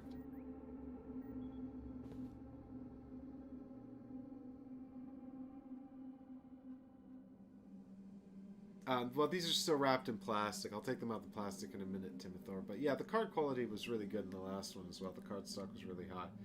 So we can see the player phase, drop to 5 action cards, move the first player token, perform actions, 2 actions in each player's turn, repeat step 3 until all players have passed. So that's the exact same. And then the event phase begins with launch CSS pods, which is new, move time track, resolve power thresholds. So move time track is the same. Resolve power thresholds is new. Then noise removal. I don't remember noise removal being a thing in the original, so that's new. Maybe noise goes away in light or something? I don't know. That'll be cool to check out. Intruder attack, fire damage, resolve event card, intruder bag development. That's all the same.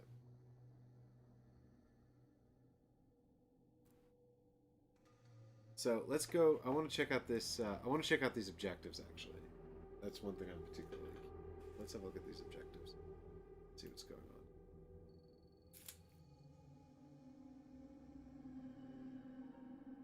We can have another look at the gross queen. There she is.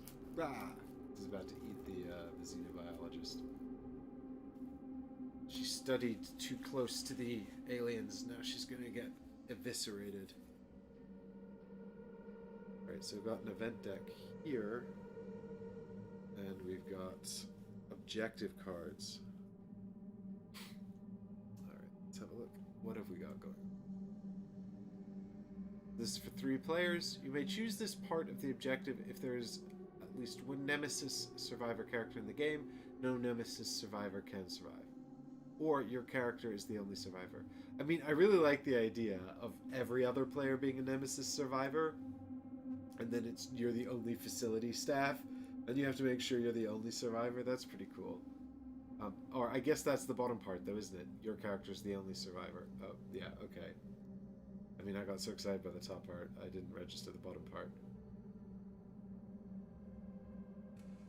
Okay, cool. Well, anything where we're killing multiple people is cool to me. So this is for 5+ players? I thought... Yeah, okay, just go up to 6. Sometimes it is better not to know. No more than one character with knowledge 3 or more can survive, including yourself. Alright? That's cool, because it's antagonistic.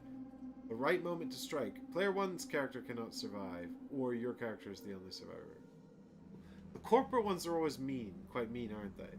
Yep, so here's player 2 can't survive. Player 3 can't survive. Player 4 can't survive. Player 5 can't survive.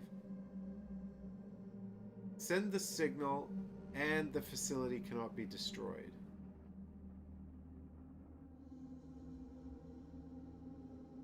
Yeah. I mean, that's pretty standard. Send the signal, and the alert procedure is activated. So I'm not sure what the alert procedure is. That's a new mechanism, I think. Send the signal, and the nest must be... So now we're on to the personal objectives.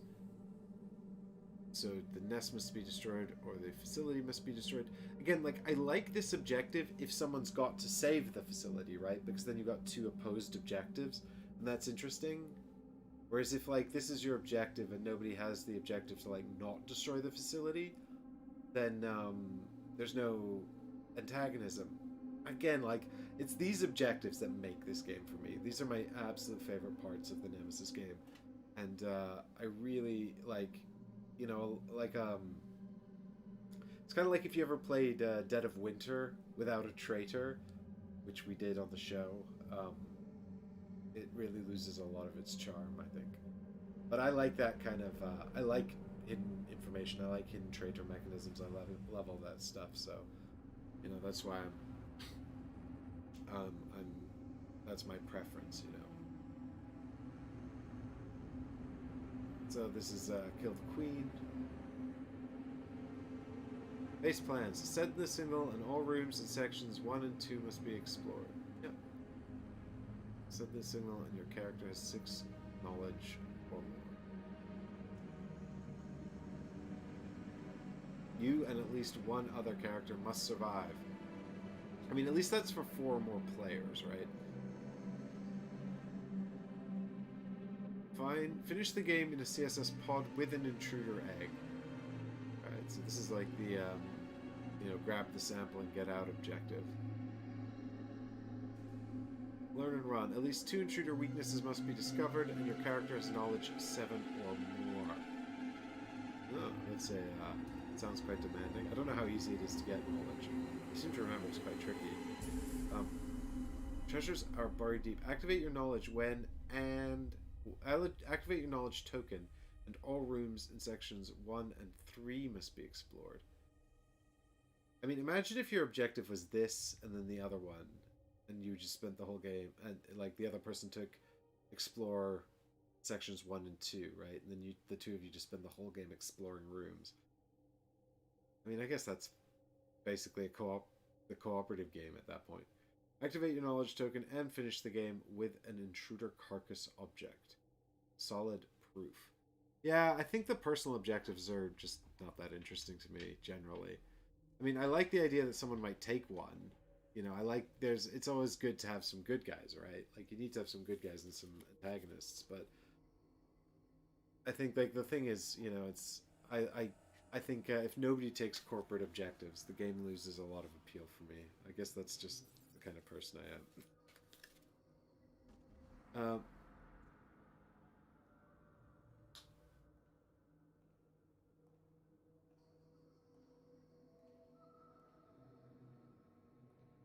Greg says, I think light in a light. If you're in the light, all noise goes away if it's beyond being in an adjacent room, something like that. Yeah, I think we actually had something like that when we were playing with the prototype.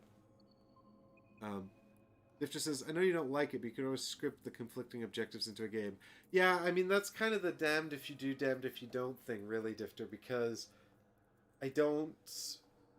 You know, it's kind of like Dead of Winter, right? Like when we did that on the show, we were playing a 3-player game, and I put in 4... I think it was 3 players. It might have been 4 players, actually. I think it was 3 of us. I think it was me and Ollie and Matthew, back when he used to play on the show. Light of Hand is his YouTube channel. And he still puts out unboxing videos and stuff. Although I think he mostly focuses on tabletop RPGs and miniatures games. That kind of stuff. But he's still going strong with that. But yeah, so I put in, basically put in 4 cards, right? Where one of them was the trader card, because, you know, the thing is, ultimately, it's even better when there's no trader. Actually, do you know what? On my birthday, we played Mansions of Madness 2nd Edition, because James and Michael are such big fans of it as well, and we played the Mansions of Madness 2nd Edition scenario where you're trying to escape from the bottom of the ship, and I think I'm gonna sneeze. Hang on.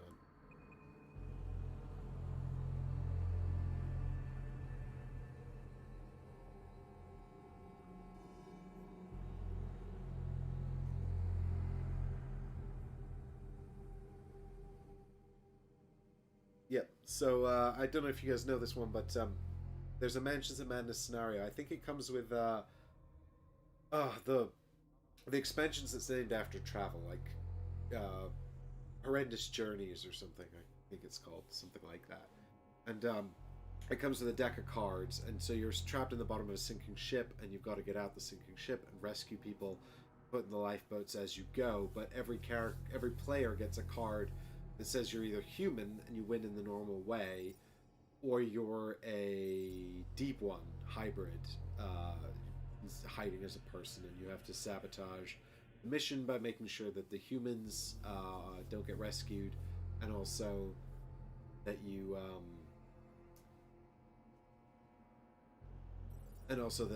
when they get onto the lifeboat, they don't get away. And I really, really like that idea. And I really, really liked that mission.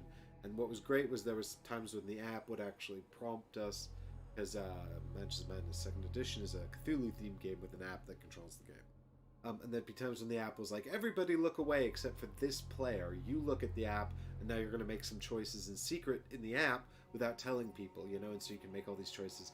And then you can be like, oh, I did my best. Here's the outcome, you know? I thought, God, I really like that in principle. And we were just like, everyone was sort of seemed to be a good guy, and it was just building paranoia over the course of the mission. We're getting more and more paranoid and distrustful of one another, and like, you know, really sort of working to like sort of make sure that nobody had a good opportunity to betray the team and stuff like that. And I was thinking, like, if you're the Deep One hybrid, you'd have to be working really hard to sort of sabotage this. And in the end, it turned out that none of us were the hybrids, and it was all good, and we were all fine, so go figure.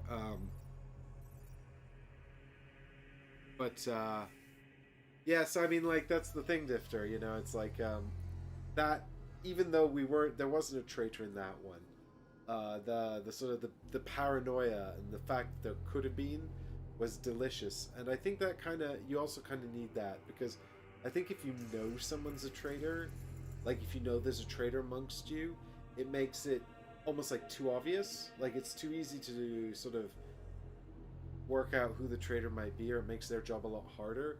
Whereas if there's always this possibility that there's not a traitor, that just makes it better. But and that's the kind of the major fault with the mechanism, right? Which I love, is that if you have the possibility there's no traitor, then you know, you might play the whole game without a traitor, and then you don't get to enjoy that mechanism that I like. So, like that's what I really want is an app that tells me there's a possibility of being no traitor, and then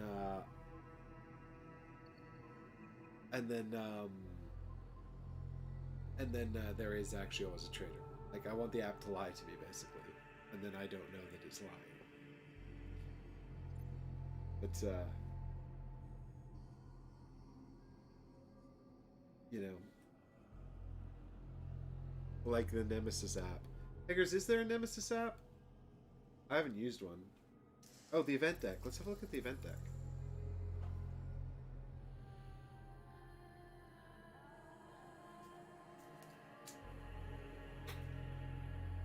The last time I played Nemesis was so funny. It was a 4-player game, and basically 3 of us kind of knew what we were doing.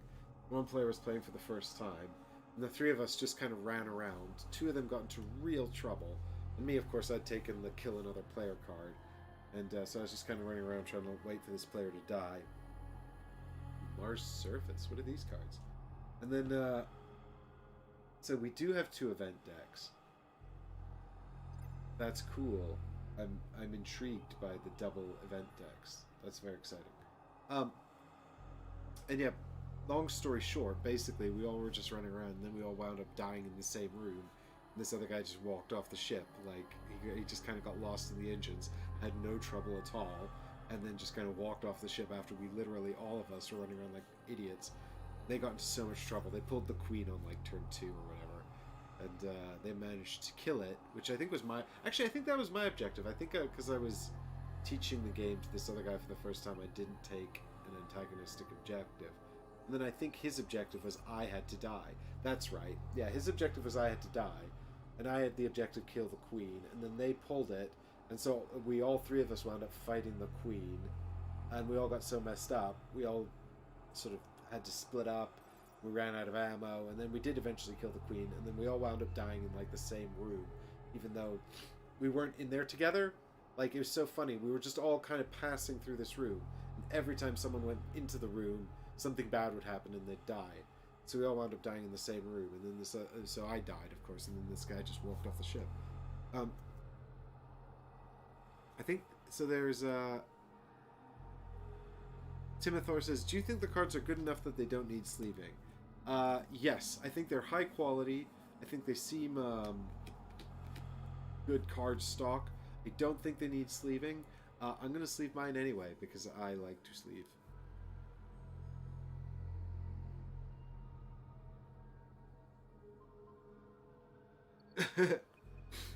Yeah, that's the real trader mechanic, Difter. When you have the objective that says, like, you know, collect items or whatever, or you know, make sure the queen is dead, and then you betray people anyway just because it's fun.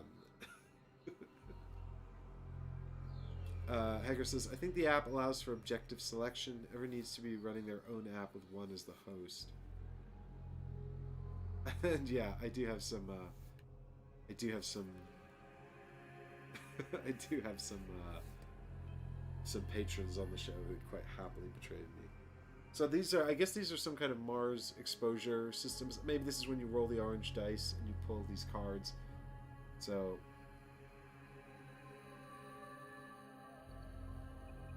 yeah, I don't really know how these work, but this This is neat. Certain temperature drop. Resolve the danger effect. Place a noise marker in the neighboring corridor. An area which doesn't have a noise marker. Solar flare. Each character on the Mars surface discards all ammo from their energy weapons. Ugh.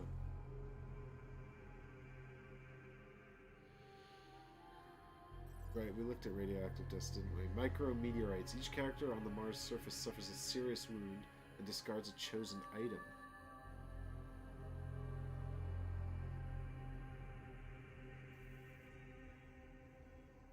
Your character undresses all serious wounds. Oof. Okay, so basically you don't want to get caught on the Mars surface. It's bad. The issue is that I sleeve them, there's not enough room for them. That is a problem, Timothar. That is a problem. Believe me, I'm familiar with that issue. In the original one, they gave you extra room for sleeved cards. So is this all one big event deck here? No, we've got the Night Stalker attack cards. Ooh, look at them. They're spooky. Look at this guy. Ah. He's super spooky. I mean, I won't go through all of these cards. We can have a quick look at them and see what some of their stuff looks like. But I'm sure it's kind of the same. Okay, so they've got, I guess, a day and a night attack. Based on whether they're in the light or the dark. This says the characters suffer a light wound and gain a contamination card. The character suffers one additional light wound.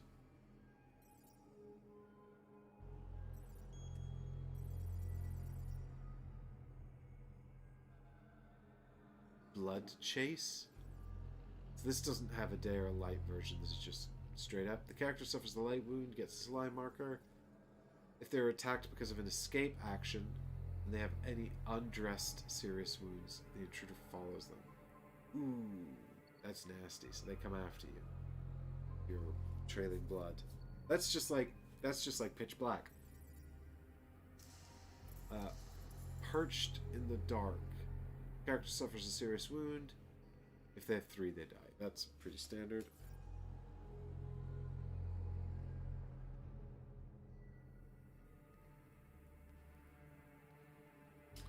Right, so this is really nasty. If the character has 2 serious wounds, they die. If they have any undressed serious wounds, they suffer 2 serious wounds. If not, they suffer 1. Youch.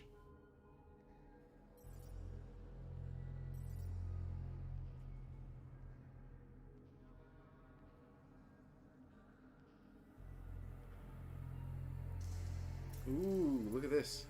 There was an evolve card, I think, in the original, but I don't remember adults being replaced by breeders ever. Oh no, but the creeper, yeah, replace a creeper with a breeder. This is the same. And then the play. Okay, so I bet you always do the top part, and then if it's dark, you do the bottom part too. Yikes.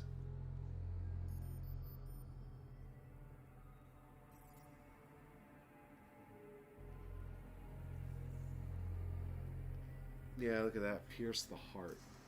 So you get a serious wound and contamination card, and then if you have 2 serious wounds, you die. This art's great. I have a lot of good artists on staff at Awaken Realms. Alright, cool. What else have we got in here, actually? Okay, so we got the little item cards, the weakness cards as well. Let me know if you guys want to see these, otherwise I'm not going to...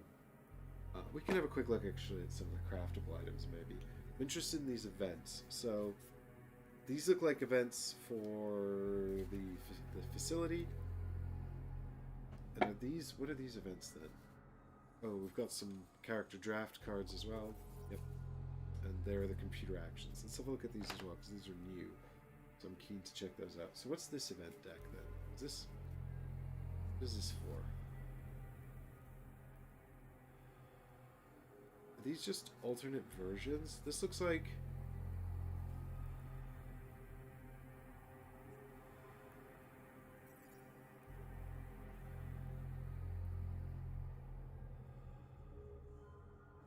This has got the power system on it.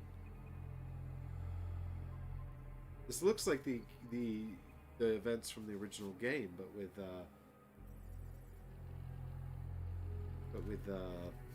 some of them have darkness on them. This may be if you want to play the original Nemesis with the intruders. Is that what this is for? Sorry, with the Night Stalkers. Let's have a quick look at setup here and see if it moves. Oh, okay, here we go. Using the intruders in Nemesis Lockdown.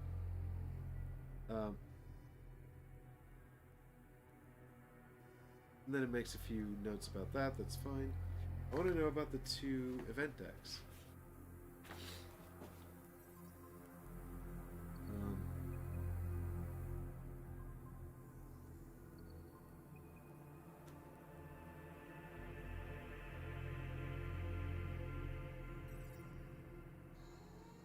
Where are the event decks? 22 Night Stalker event cards. Yep, that's the one. The first ones we saw. It doesn't mention the other event deck here. Oh, it does. 20 Intruder event cards. Okay, so yeah, so you're gonna use this event deck then if you're playing with the Intruders on the Mars station.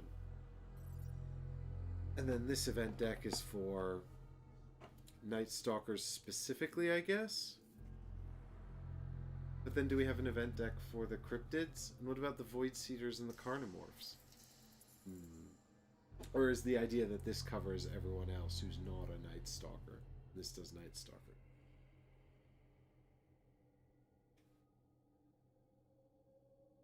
I mean, they look fairly similar, like... I presume that there's some extra flavor. There was one here that talked about blood and stuff, which is their thing. Blood trace. In each section, move each intruder that is not in combat to a room with a character who has undressed serious wounds and no action cards in hand. If there are several rooms to choose from, move the intruders to the room with the lowest room number. The effect of this card also applies to characters with action cards. So it's interesting. Yeah, it's a little confusing because they call the all the aliens intruders, even though the intruders is kind of a catch-all for the different races. These I'm particularly interested in. So the computer actions. If you're in a room with a computer and in a section with power, choose and play one action from the face-up computer action card and discard the card and reveal another one. So, okay, so you'll play with the top card of this deck face-up. So people can see like the options available to them and then sort of make like a plan or whatever to sabotage people. And that's not very good, I'm afraid. So we had a look at that one. So there's a lockdown card. Oh dear. When a player reveals this card, they play a malfunction marker in their room. And then reshuffle the computer deck. And so, yeah, I mean, a lot of these, like, allow you to sabotage people in one way or another. But this one, you can put out a fire or make intruders retreat. Swap power tokens. I don't really know what that... I can't remember what that means, but I'm sure... Oh, it lets you, like, power down sections and then power up other sections. So that would be really useful for saving someone's life or putting them in jeopardy. Open and close a chosen door. Yes, give me power over those evil doors. You get a CSS token or move the rover.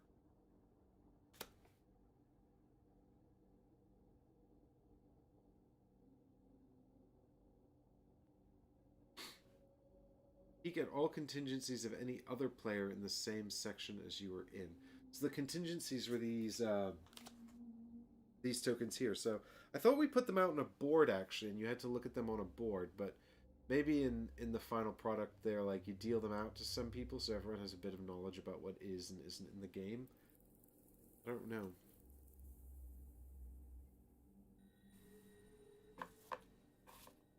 Difter, yeah, I mean, I think the thing is, when I'm mentioning this intruders thing, what I would like is for them to say intruder is the catch-all for everything, and then call the aliens from the original core set something distinct.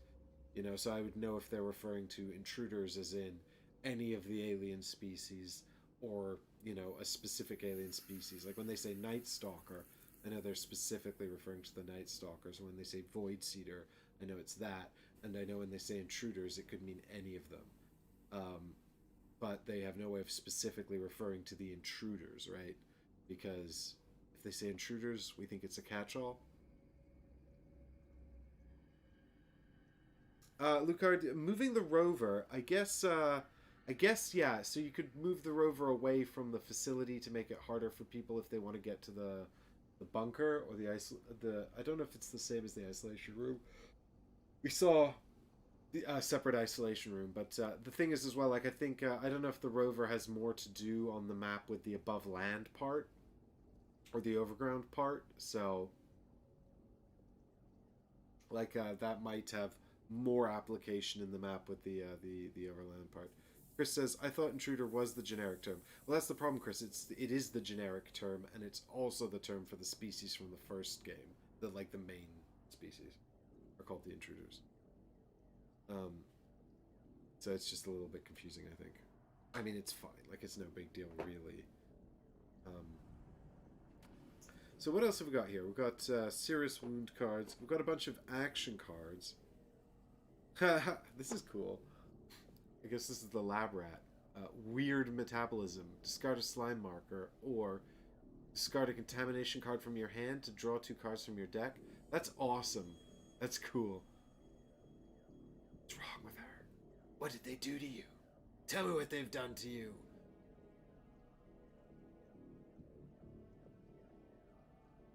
Hager says, are the Void Stalkers, and I think he means Seeders, are the Void Seeders and Carnomorphs compatible with Lockdown? I don't know. I have no idea. I don't see why they wouldn't be. I think, like... But that's, and that's sort of what I mean. Like, it says in the rulebook there that the event deck here that we just looked at, this event deck, it says that this event deck is the event deck you use with intruders, and this is the event deck you use with Night Stalkers. So it's like, is intruders the alien race from the main game, or is intruders also including Void Seeders and Carnomorphs and Cryptids, right? It's the same with the rules on the back here that we just saw, using intruders in the game of Nemesis Lockdown. So is that, again, is that like the alien race from the core set, or does that include the other 3 stretch goal alien races, right? I don't know. But Timothor says yes, you can. The thing is, I don't see why you couldn't. I can't think of any mechanisms that would prevent them from... Hager says, to the Kickstarter, to look it up. Yeah, I think... the thing is, I've played with all the races at least once. And I can't think of... Or all the species. I guess species is a better term. At least once. And I can't think of any mechanisms that would prevent you. Obviously, in this game of Lockdown, it's a little different because you've got the power... light and dark mechanisms. I know that so I don't know how much of an impact that would have on implementing the other species, but I don't think it would have that big a deal. There are Timothor says there are literally lab boards in the stretch goals box. Didn't the Carnomorphs and Void Seeders have their own event decks? Well, that's a good question, Greg. That's a good question.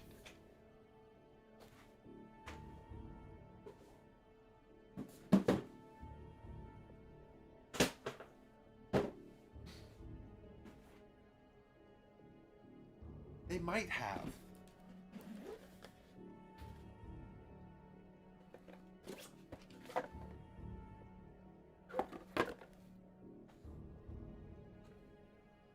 Yes, here's the event deck for the Void Seeders.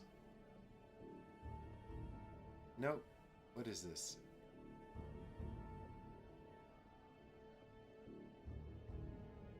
I think this is some kind of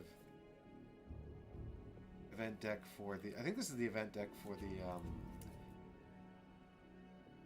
the special mission that you play with this ship, where you come back to the Nemesis.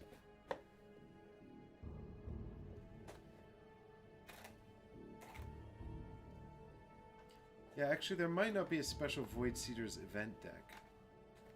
There might be, though. Yeah, maybe this is it, actually. Yep. Okay, there is. No, wait, what is this? This is more... Do you know what? I don't know. This looks like more cards from the same event deck I just looked at. Possibly they didn't...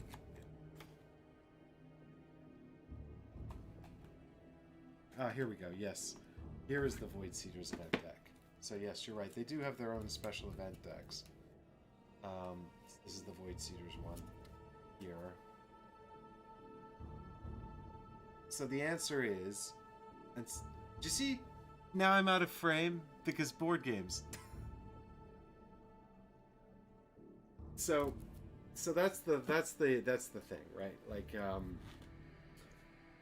do I use this event deck, or do I use the event deck that's marked the Intruder event deck that came with Lockdown? If I play with the Void Seeders on the Lockdown map, right? That's the question.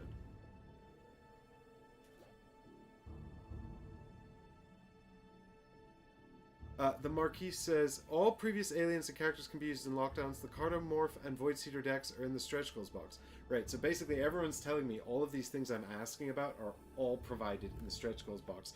So rather than... So maybe we should just press on with the unboxing, rather than me getting completely derailed with content from the first game. That's exciting though, that's cool. I mean, I guess you could possibly mix the decks together, although if they've provided specific decks, as chat says, then there's no need to do that.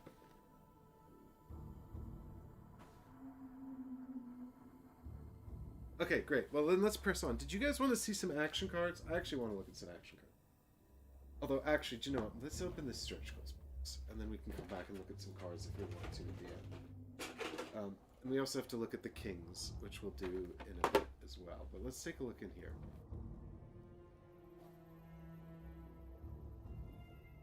Just put out all event decks and then draw one event from each deck. What about if you had, like... So what about this, right? Like, you get... what you do is you have...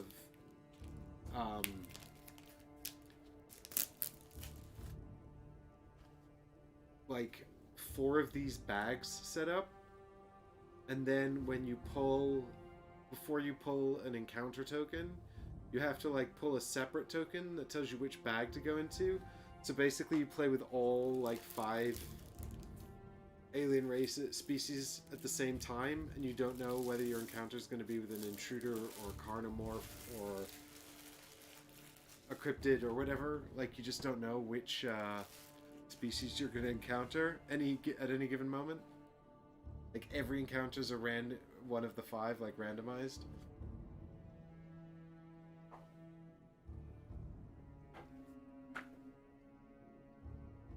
Don't want to read the rules? Watch the video at learnnemesis.com. Didn't we check that? Wasn't that for the original game, though? I don't know. Yeah, Untold Stories number 3. Well, we'll have to check that out. Ooh, it's chunky. Nice. Glad I got that. Okay, so here's the... Yeah, so here's the laboratory for the carnomorphs. So there you go. There's the carnomorphs board, so... and there's the Void Seeders. And then here's the... Have I been saying cryptids? Isn't cryptids... That's actually a term that just means unknown creature, right? Like, isn't Bigfoot a cryptid? So it's actually, Chytrids. Chytrids. Chytrids.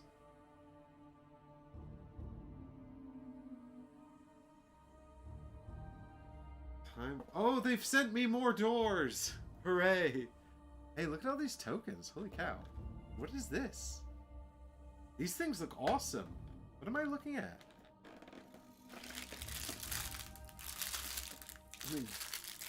Ah, yes. The oh, well, you can't see that tall. Ah, yes, the fungal spores. What are they? I don't know. Bleh. I need to put some of these models away. There's too much going on the table here. Aha! Oh, look at that! What is this? This is great! Bleh. Oh, look, there's a little raccoon! Oh my god! It's the spaced out raccoon!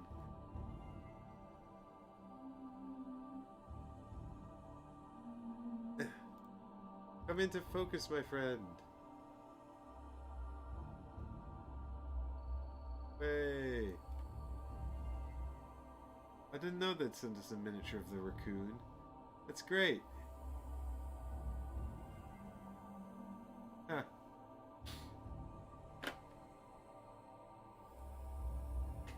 Wow, the sun drop on these looks amazing, actually. I probably can't... You know, I'm gonna have to... What are these?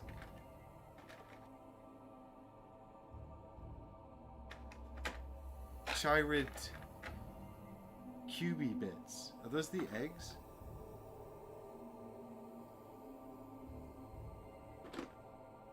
What are these? This... I already have this.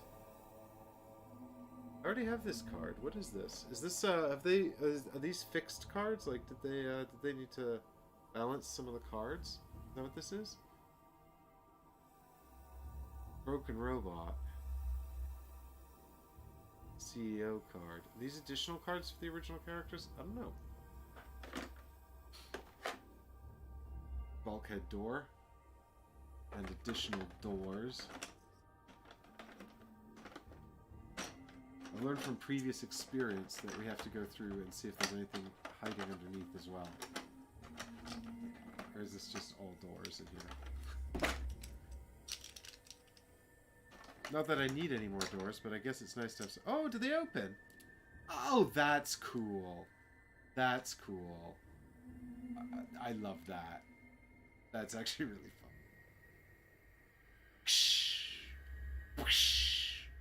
Of course, when I'm playing, they'll never do what I want. They'll always be shut when I need them to be open, and open when I need them to be shut. Oh my god, it goes on forever. There's so many doors. Can confirm nothing hiding at the bottom.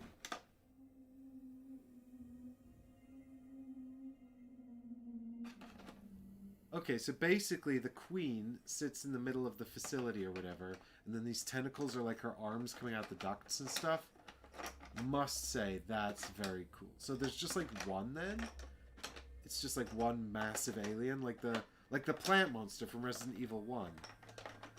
If you all are grandpas like me, you know what I'm talking about. That's very cool. I mean, you're definitely not going to be able to see this, so I'm going to have to put some of these models away. So that I can show you on this little camera here.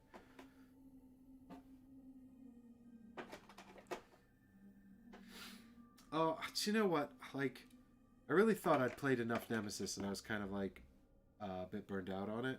But now that I'm opening this pack up, I'm like, oh, I want to play Nemesis with all this new stuff. I want to try the new cryptids and night stalkers and stuff. Look on the other side of the cryptid lab board. Will do. Bear with me 2 ticks while I... Does he live in there? No. Yes? Yes.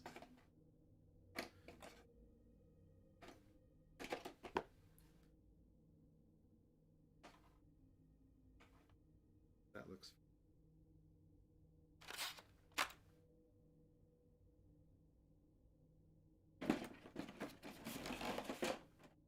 This tray doesn't seem too bad, actually. Better than the tray from the original game, I think. Don't quote me on that, though. I could be wrong. I could yet be proven wrong. Alright, let's get these characters out of here so we can have... Well, actually, we can probably leave the characters. Okay, so here's the Cryptid Queen. Bleh. I have to put it here because it won't show up on the green screen. And then here are her tentacles, which are going to show up in the facility somewhere, presumably. Bleh.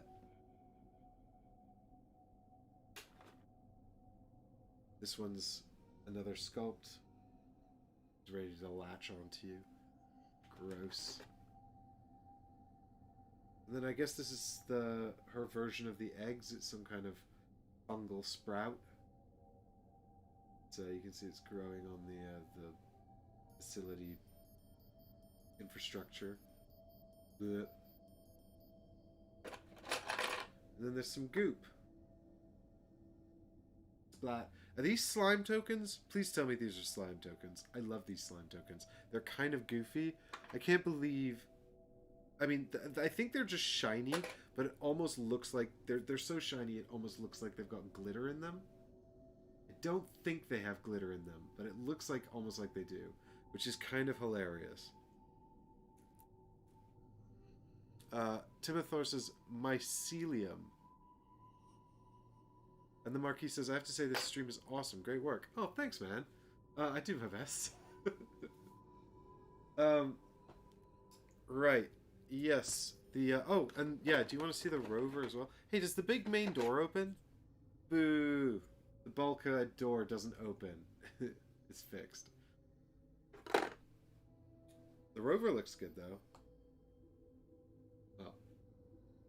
There it is. I've got too many things on my desk again.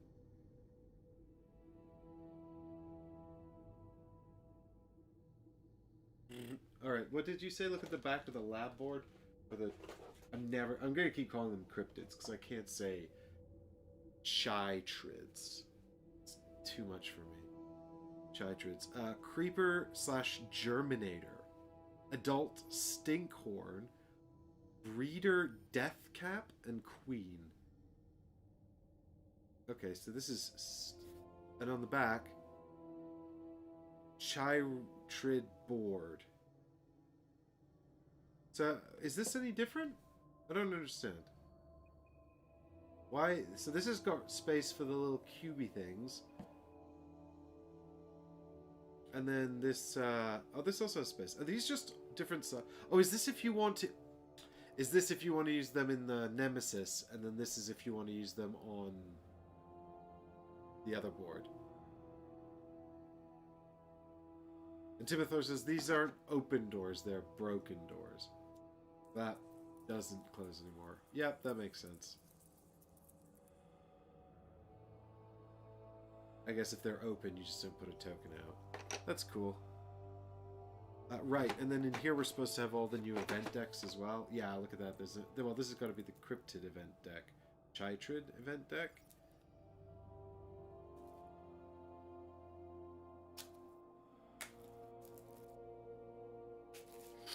So there's the the event deck for the Chytrids. Chytrids? Ah, this looks like Void Seeders right here. No, I think this is Carnomorphs, actually. Judging by the art.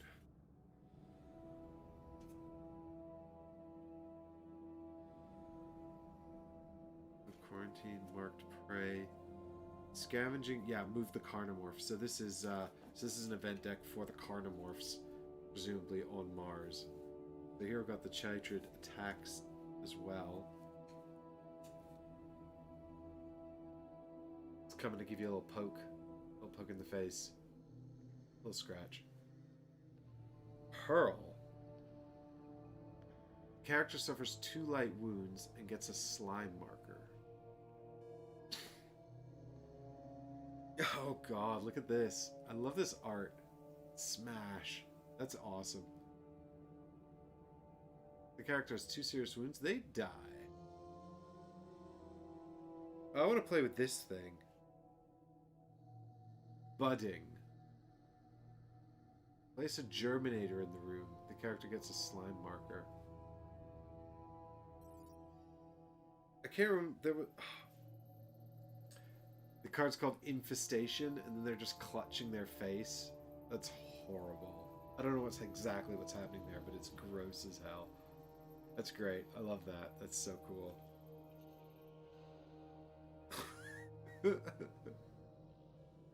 Oh my god. All the characters in the room who have at least 2 serious wounds die. All other characters get 1 serious wound. Yeah, that looks like at least 1 serious wound right there.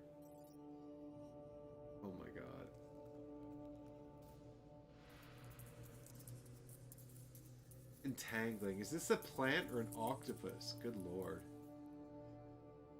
Place a mycelium marker in the room. If the character has at least one serious wound, they die. If not, they suffer a light wound for each stinkhorn on the queen board. Intriguing.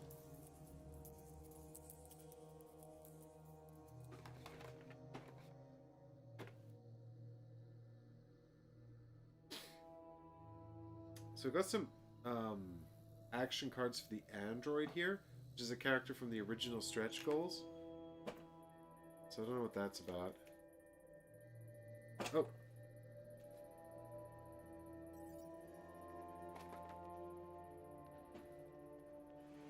I don't know if maybe we're supposed to... I don't know if maybe there are some replacement cards in here. I mean, that seems odd that they'd send them out with this, not do like a sort of first Kickstarter replacement pack, though.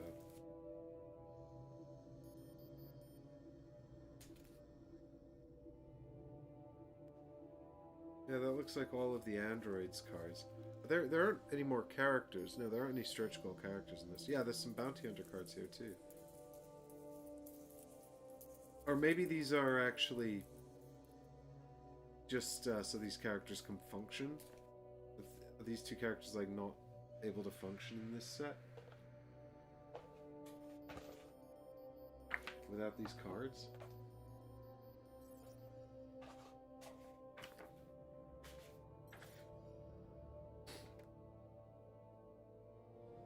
So these are the germinators, spore markers, and mycelium markers. And then the stinkhorns are those tentacles. And the death caps are the breeder replacement. They're the spore things we saw. Gross.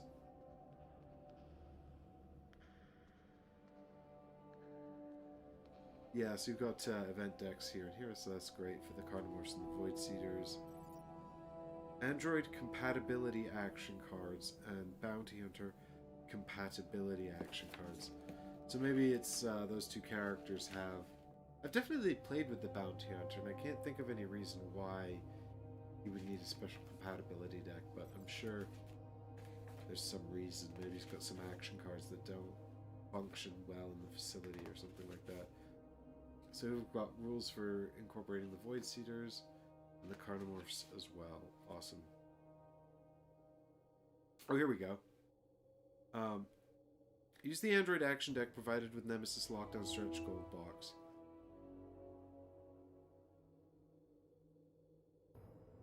Yeah, that's all it says. It doesn't actually say why you have to change them out. God, this art is awesome. And horrifying.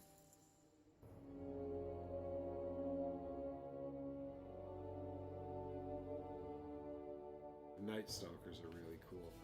I would have no idea which species to play with first if I was going to play this tomorrow. Like, I want to play with them all, actually. Except the Intruders. Any of the others. Just because I already played with the Intruders on the facility in the playthrough we recorded. And yeah, it was on Tabletop Simulator, but still, like, basically any of these four I'd like to play with again.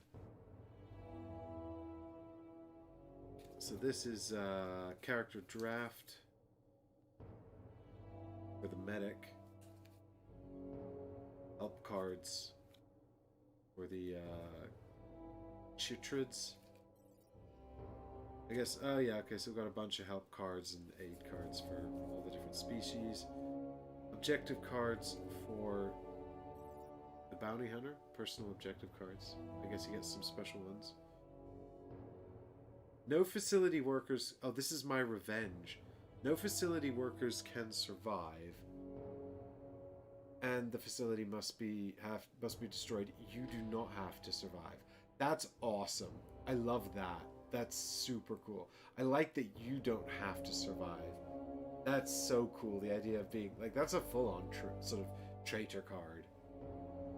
But then it's actually not a traitor card because I guess you could be construed as doing something noble. That's awesome. I love that card. It's a shame that's only for the bounty hunter. Or there's not like a version of that for the other characters. I will save you. You must have the Leica miniature on your character board. And that's it? Leica's his dog. He has a separate dog character. I like this one. I think the This Is My Revenge card is awesome. And then we've got another event deck here, which is Void Seeders. Yeah, this is the Void Seeders in the facility deck. Neurosis. Cool.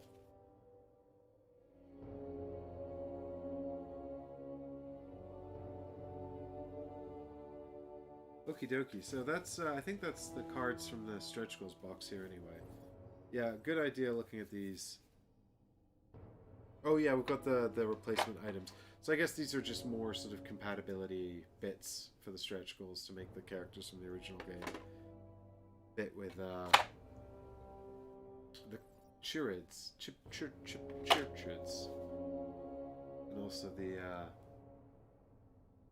stuff from the facility. Had to go in reverse. Back in the box. Do you want to see any of the action cards from any of the new characters in particular? Because otherwise I think we've just got the kings left to look at, really, and then that's kind of... I think that's kind of a wrap-up of the stream, but I'm happy to have a look at any of the action cards if you wanted to check out any of the characters in particular. I guess the hacker does stuff with the new computer cards. I don't know about the xenobiologist. That sounds pretty cool, though.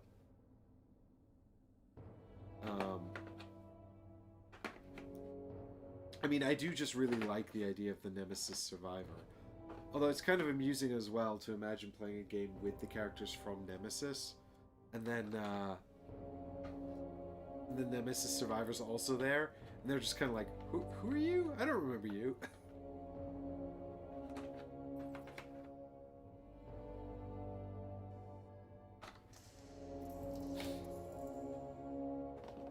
God, the sun drop on the green Chirid stuff turned out great.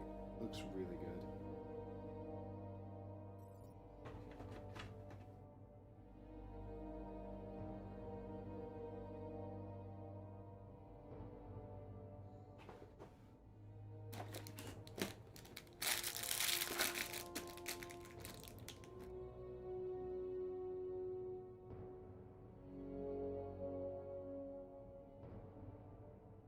They've added new, they've included the tokens for the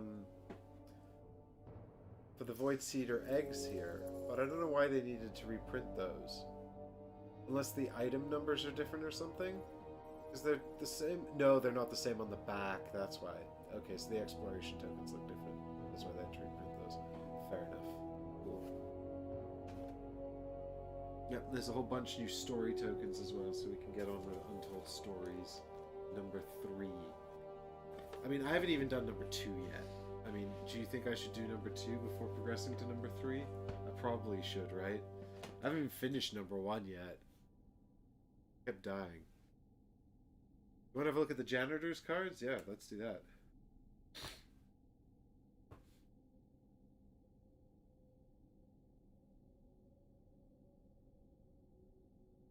Well, the good news is everyone seems to want Nemesis. So, or want me to play more Nemesis. Although personally, I'd rather get the boys over and do it, you know, with the full objective cards and everything. Survivor. The Survivor's the red character. God, she looks like skeletal. Her art is very cool. Obstinate. Wow, cool. She can dress a serious wound with anything. I like the idea that she doesn't have, like, plasma, or the energy weapon charge. She's just, like, searing it shut.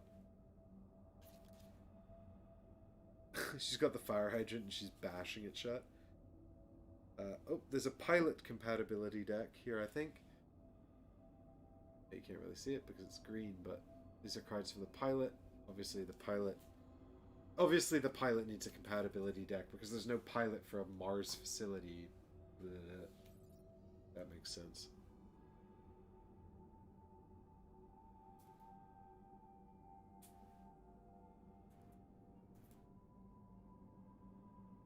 Hager says, isn't 2 semi-co-op? What do you mean, Haggers? 2-player?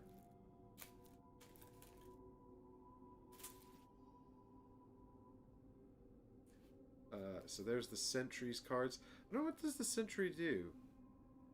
Oh god, look at that. Stun. Choose a character in the room you're in with 3 or fewer cards in hand. They discard all cards from their hand. That's devastating. That's potentially really devastating. Discard one of your weapons to make an intruder retreat to a chosen neighboring room. Yeah, so basically, screw up your friend or help. Wow.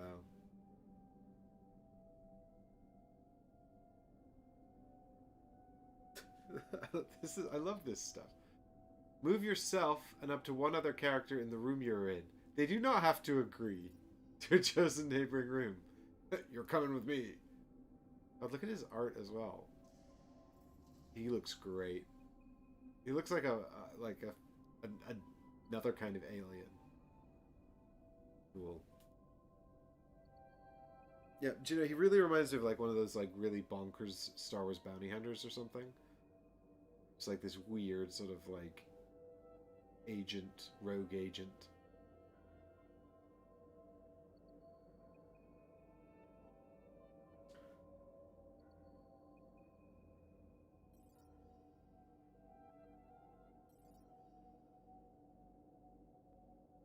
This I don't understand. Search. Reduce the item counter by 1. Draw 2 item cards of the same color as the room you're in. Pick one and discard the other to the bottom of the deck. Is that the same as standard search? I thought that standard search had a discard pile. Have they changed it to put the item on the bottom of the deck? Is this just normal search now? Let me have a quick check on the... Yeah, okay, so it looks like they have just changed search to that, so that's not new. Or it is new, but it's a small change, so that the items don't have their own discard cards.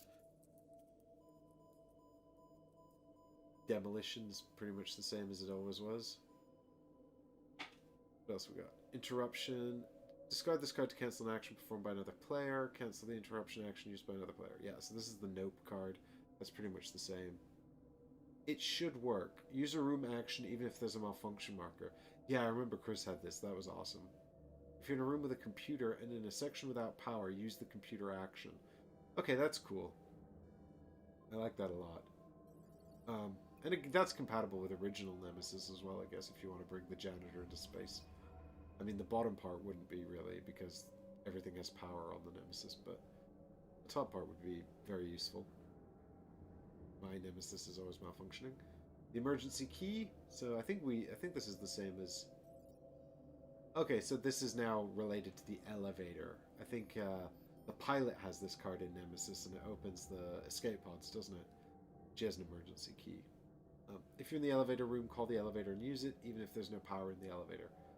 Okay, great. Open and close one door in a corridor connected to the room you're in. See, I need this guy because he can deal with doors. Jury rigging. If you're in a yellow room, reduce the item counter by 1 and take the flamethrower, the envirosuit, or the taser. Okay, so those are all things that were in the original, those combo items, but that's great. That's cool that you can just grab the jury rig stuff automatically like that. Maintenance plan. If you're in a white or a yellow room, use this action without paying the cost. Check any two unexplored tiles, but do not look at their exploration tokens. Yep, that's cool. That's very useful. I like that thematically. Clean up. Discard a malfunction room from the... Yep. Discard a fire. Oh, you can put out fire. Yep, this is my character. I need to be this guy. Oh, hacker. What's hacker got going on? So hacker's the pilot replacement. Oh, cool. Look at that. Recharge. Used in a section with power. Gain 2 ammo to your energy weapon. Yep, neat. Shame you can't use it in combat, though. I feel like that's exactly when you'd need to use it. Neural link. If you're in a room without a computer and in a section with power, use a computer action. If you're in a room with a computer and in a section without power, use a computer. Okay, so you can like basically use the computer wherever it is. I got bypass. If you're in a room with a computer and in a section with power, you may perform any number of actions from the computer action card. Discard the computer action card afterwards. Or flip a power. That top one is potentially really cool. Just like use all three options instead of having to choose. It works for me. Discard a malfunction marker from the room you're in. If you're in a room with a computer and in a section with power, you may use a computer action. Master plan. If you're in a room with a computer, you can use its room action without paying the cost. All of these are pretty cool. Oh, now we're on to the xenobiologist. Actually, yeah, I kind of want to look at her as well. I said we'd just, like, look at whatever, and now I'm, like, looking at them all. Repairs. Discard a malfunction marker. Yeah, that's fine. That's normal. I like how they made the art bigger. Is it just me, or if they made the art bigger on these cards? I feel like the graphic design on these is just a bit more pleasant. Or cool. Vivisection. Discard one use from your probe arm. Choose one intruder in the room you're in. It suffers an injury plus one for each knowledge you have. Oh, that's pretty cool that you just, like, take them apart. I wonder how many uses you get of the probe arm. Hopefully there's a card that puts in more uses. Ooh, look at this. 3 options. Field experience. Reduce the item counter by 1 and gain a knowledge. Yep. Knowledge 4, if you have knowledge 4. Oh, this is great. This links directly in with her knowledge. That's awesome. Draw 2 event cards, then return one of them to the top of the deck and the other to the bottom. Awesome. You can really stack that in your favor. Use that to sabotage someone. All of these things have a great potential for being evil. I wonder why that's my first thought. Draw 2 intruder attack cards and then return one of them to the top of the deck and the other to the bottom. Yeah. Pheromones. Discard an egg or a carcass after the intruder attack to ignore the attack. All characters in the room you're in, including yourself, gain a slime marker. Knowledge 6. Instead of ignoring the attack, you may choose another character in the room to become the top. Oh, this character has so much potential for just like straight up evil. I love it. Like, you basically take control of the aliens and set them on your friends. Workspace plan. If you're in a white or green room, use its room action without paying its cost. I also like the idea that it could potentially really backfire as well, depending on what they've got. Like, you're like there with your pheromones card and you're like, I'm gonna set this alien on you, and then they play their interrupt card and they're like, no, you're not. Awesome.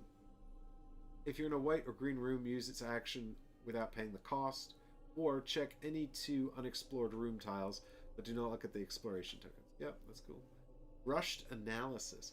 Scan all contamination cards in your hand. Remove all uninfected cards. If you remove at least 1 card in this way, gain a knowledge. If any of the cards are infected, follow the infection procedure.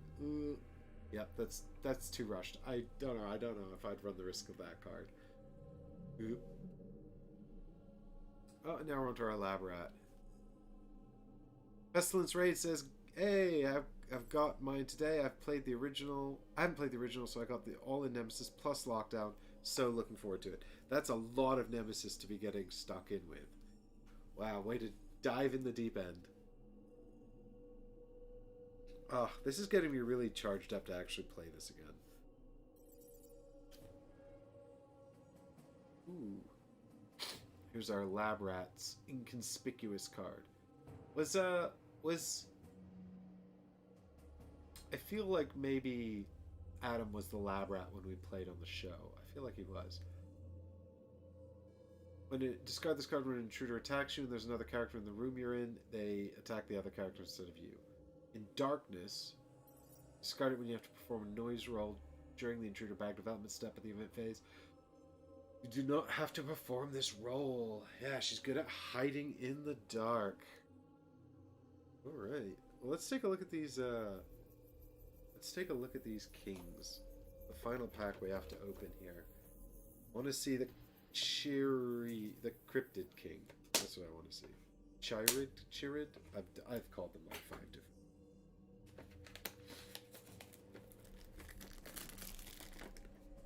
Actual components may vary from those printed in China. This product's not a toy.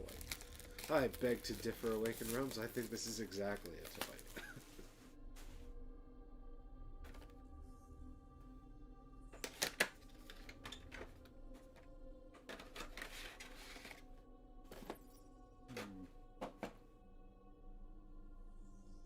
Well, that's a goopy plant thing.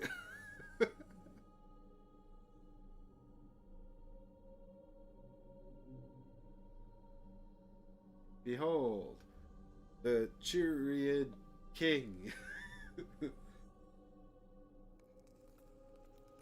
Yes, the male is very distinct from the female. You could tell by the hoity proboscis at the front.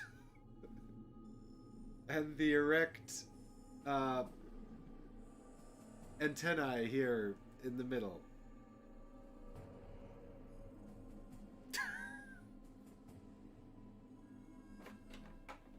The Night Stalker King looks awesome. I'll probably be playing with this guy. What a badass. Flange. Yeah, the flange. Watch out for the flange. Oh, look at that guy. He reminds me a bit of, it's the giant ears. He reminds me of Mobius from the Spider-Man cartoon in the 90s. Morbius. Yeah, he's awesome. I mean, I do like the Night Stalker Queen with her gross tail spewing out weird eggs. This guy's just scary as shit. God, it's a shame you can't play on, like, difficult mode with two of them. So you could essentially have, like, two queens running around the board. That would be awful.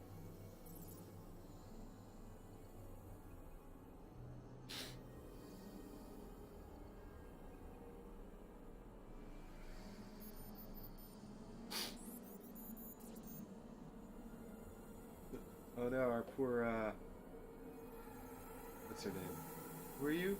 The xenobiologist. Yeah, she's in trouble now. That's for sure.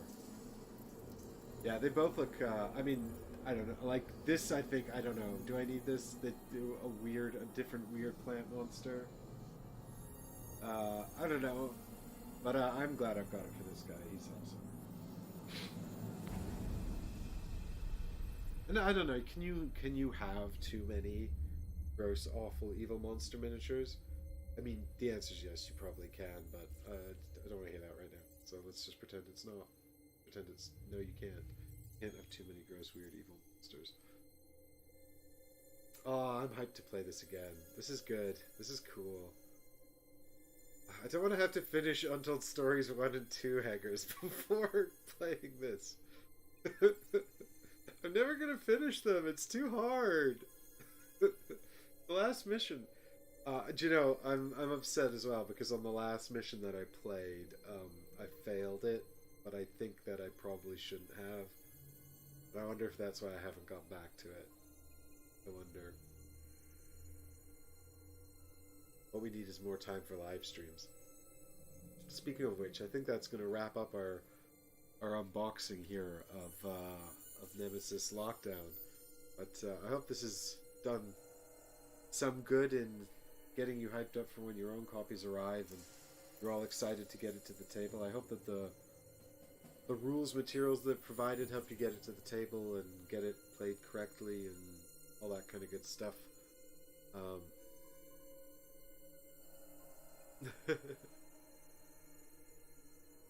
God, didn't I repeat the third mission of Untold Stories, or the second mission, like 3 or 4 times as well? Yeah, I need also to make space for it. As you can see, currently we're a bit fully booked, but we'll find some space, I'm sure of it. But yeah, I think that's we're going to call it a stream, and I think Chris and I are going to be back tomorrow for some more Bloodborne, I hope. So, you know, hope you join us for that. And Pestilence Raid says, so don't start with Untold Stories. Is that what you're saying? I think you can. I mean, I think the whole game is really hard. The game is just really hard, but the cooperative mode is very, very different to the competitive mode. Um, they're both definitely roller coasters. Like, you'll find playing the game, there's only so much you can control, but the missions, I mean, in the cooperative mode, you'll have. I mean, I don't know about this because I didn't see any cooperative cards, but I haven't been through all the cards.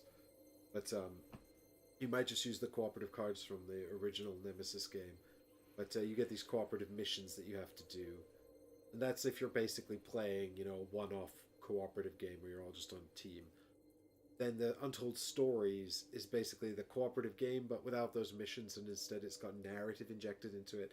It's got all these special tokens that you'll put out, sort of like where you can go and activate different rooms and trigger things, and it'll tell you how to set up the board, stuff like that.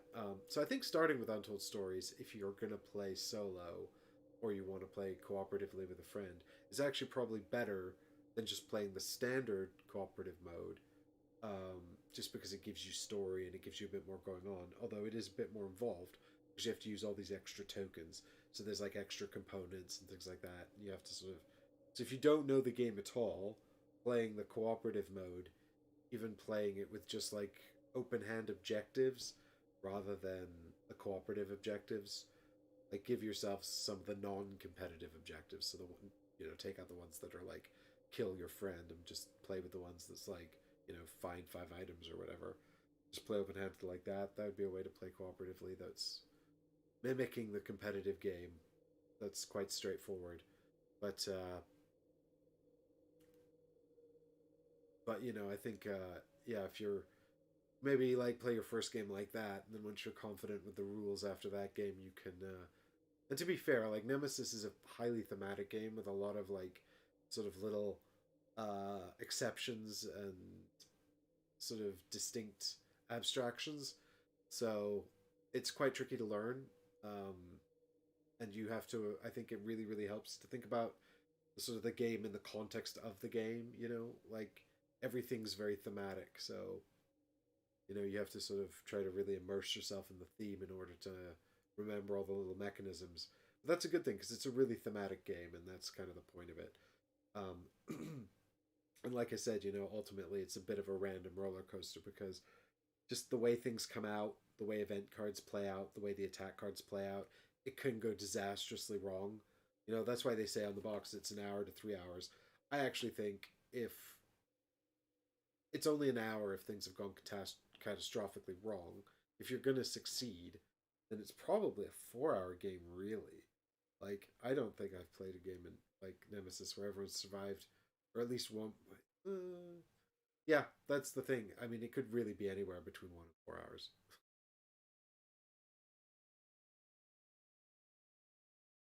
Look at the chip trade cat. I think it's holding a cupcake.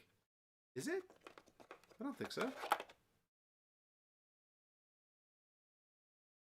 Nope, there's no cupcake. Oh, yes, there is a cupcake. It's in the tentacle.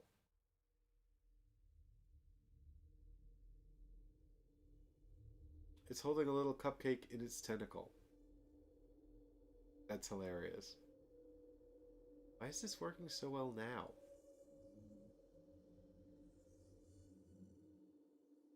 That's really funny. Why has he got a little cupcake? A little spore cupcake. Difter says in Nemesis everything can, yeah, like you can think you're doing really well in Nemesis, and then you're not, or it all falls, or you are, but then it all falls apart in a single round. Like it is a bit of a roller coaster, and I think that can be off-putting for some people.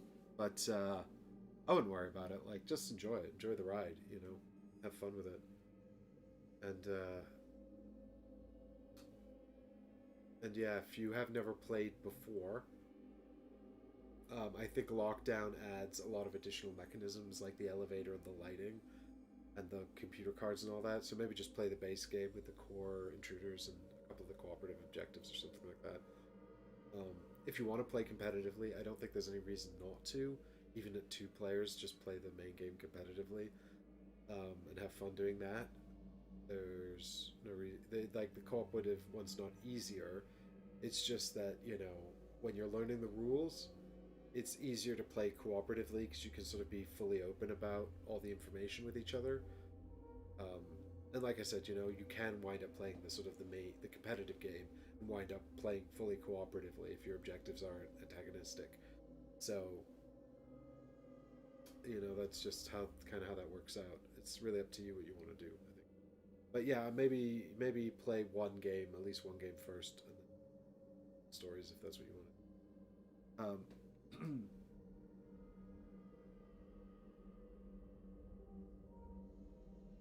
Kenneth says, waiting for my collector's edition. What's the collector's edition? I remember in the very first Kickstarter they did painted editions. They actually painted all the models for you. I never actually got to see one of those, but I know a few people that got back them. I heard they were very good. I mean, the thing about Awakened Realms is that they actually started out as a company that did faux Warhammer miniatures. So they started out as a miniatures company, not game designers. And they'd make their own miniatures, and you could also get them painted, like hand painted, to order from them. So that's why their miniatures have always been so good. And Nemesis was only their second title, I think. Their first one was The Edge Dawnfall, which was a very interesting game, which I've kept actually in my collection. I do like the skirmish game.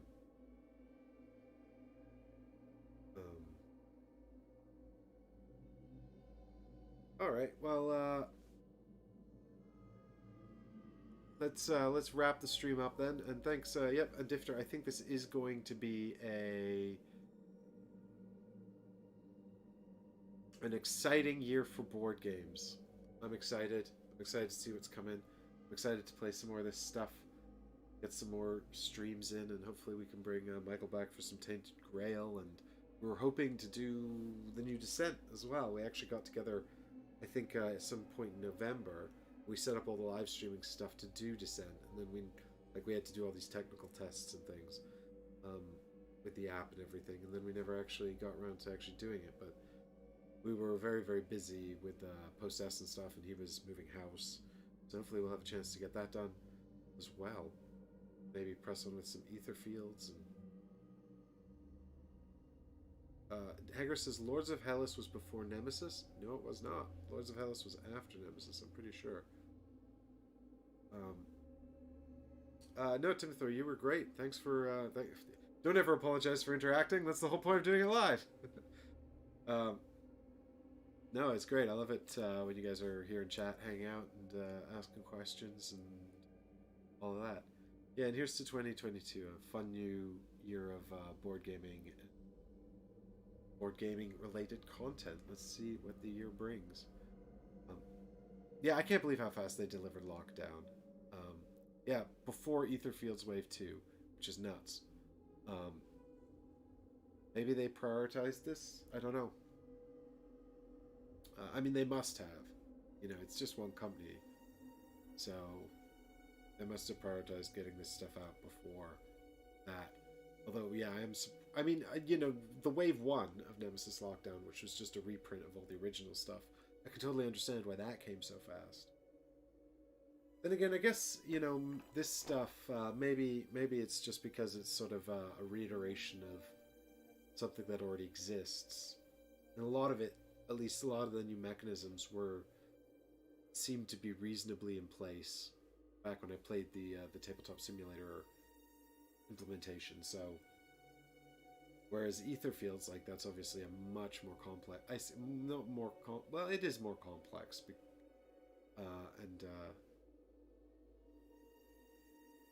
Mike B says Lords of Hellas was the one that funded before Nemesis. Really? So Lords of Hellas... Well, I think it was delivered after Nemesis, though. Is it? God, I'm sure the first Nemesis campaign was before Lords of Hellas.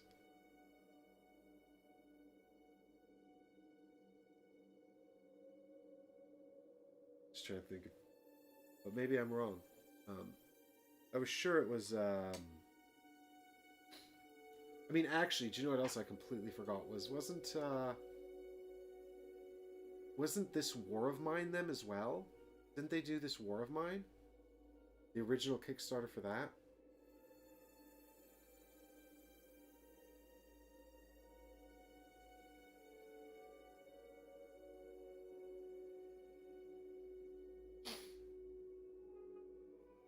Yeah, I mean, Nemesis is their best-selling game by, like, a mile.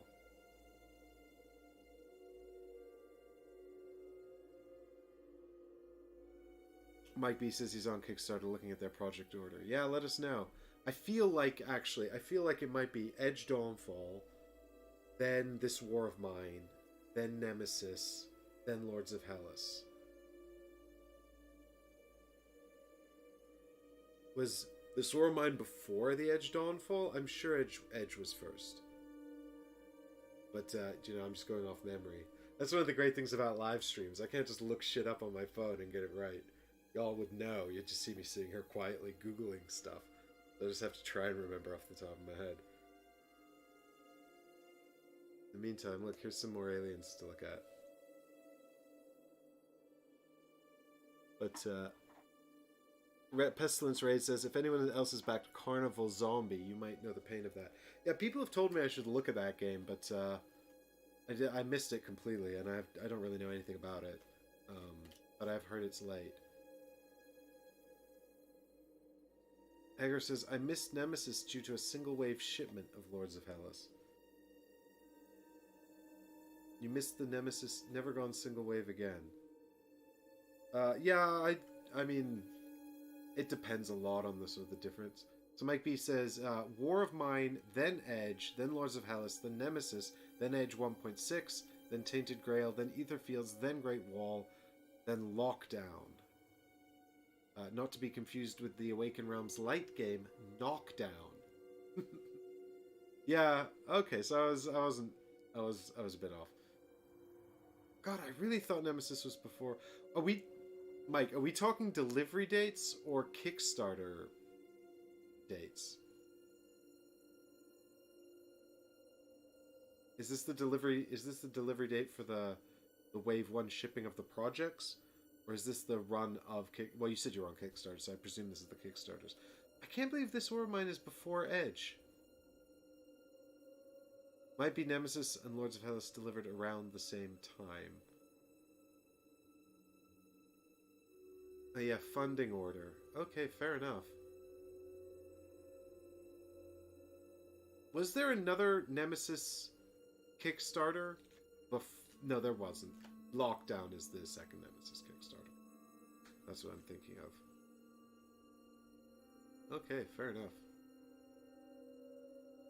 I've heard people are saying good things about Great Wall. That was, I think, the last physical prototype we had from Awaken Realms. They sent us Great Wall, and we weren't, like, super keen on it. And then, I remember talking to Marchin, and I was like, yeah, we weren't super keen on this. And then they haven't sent us a prototype since.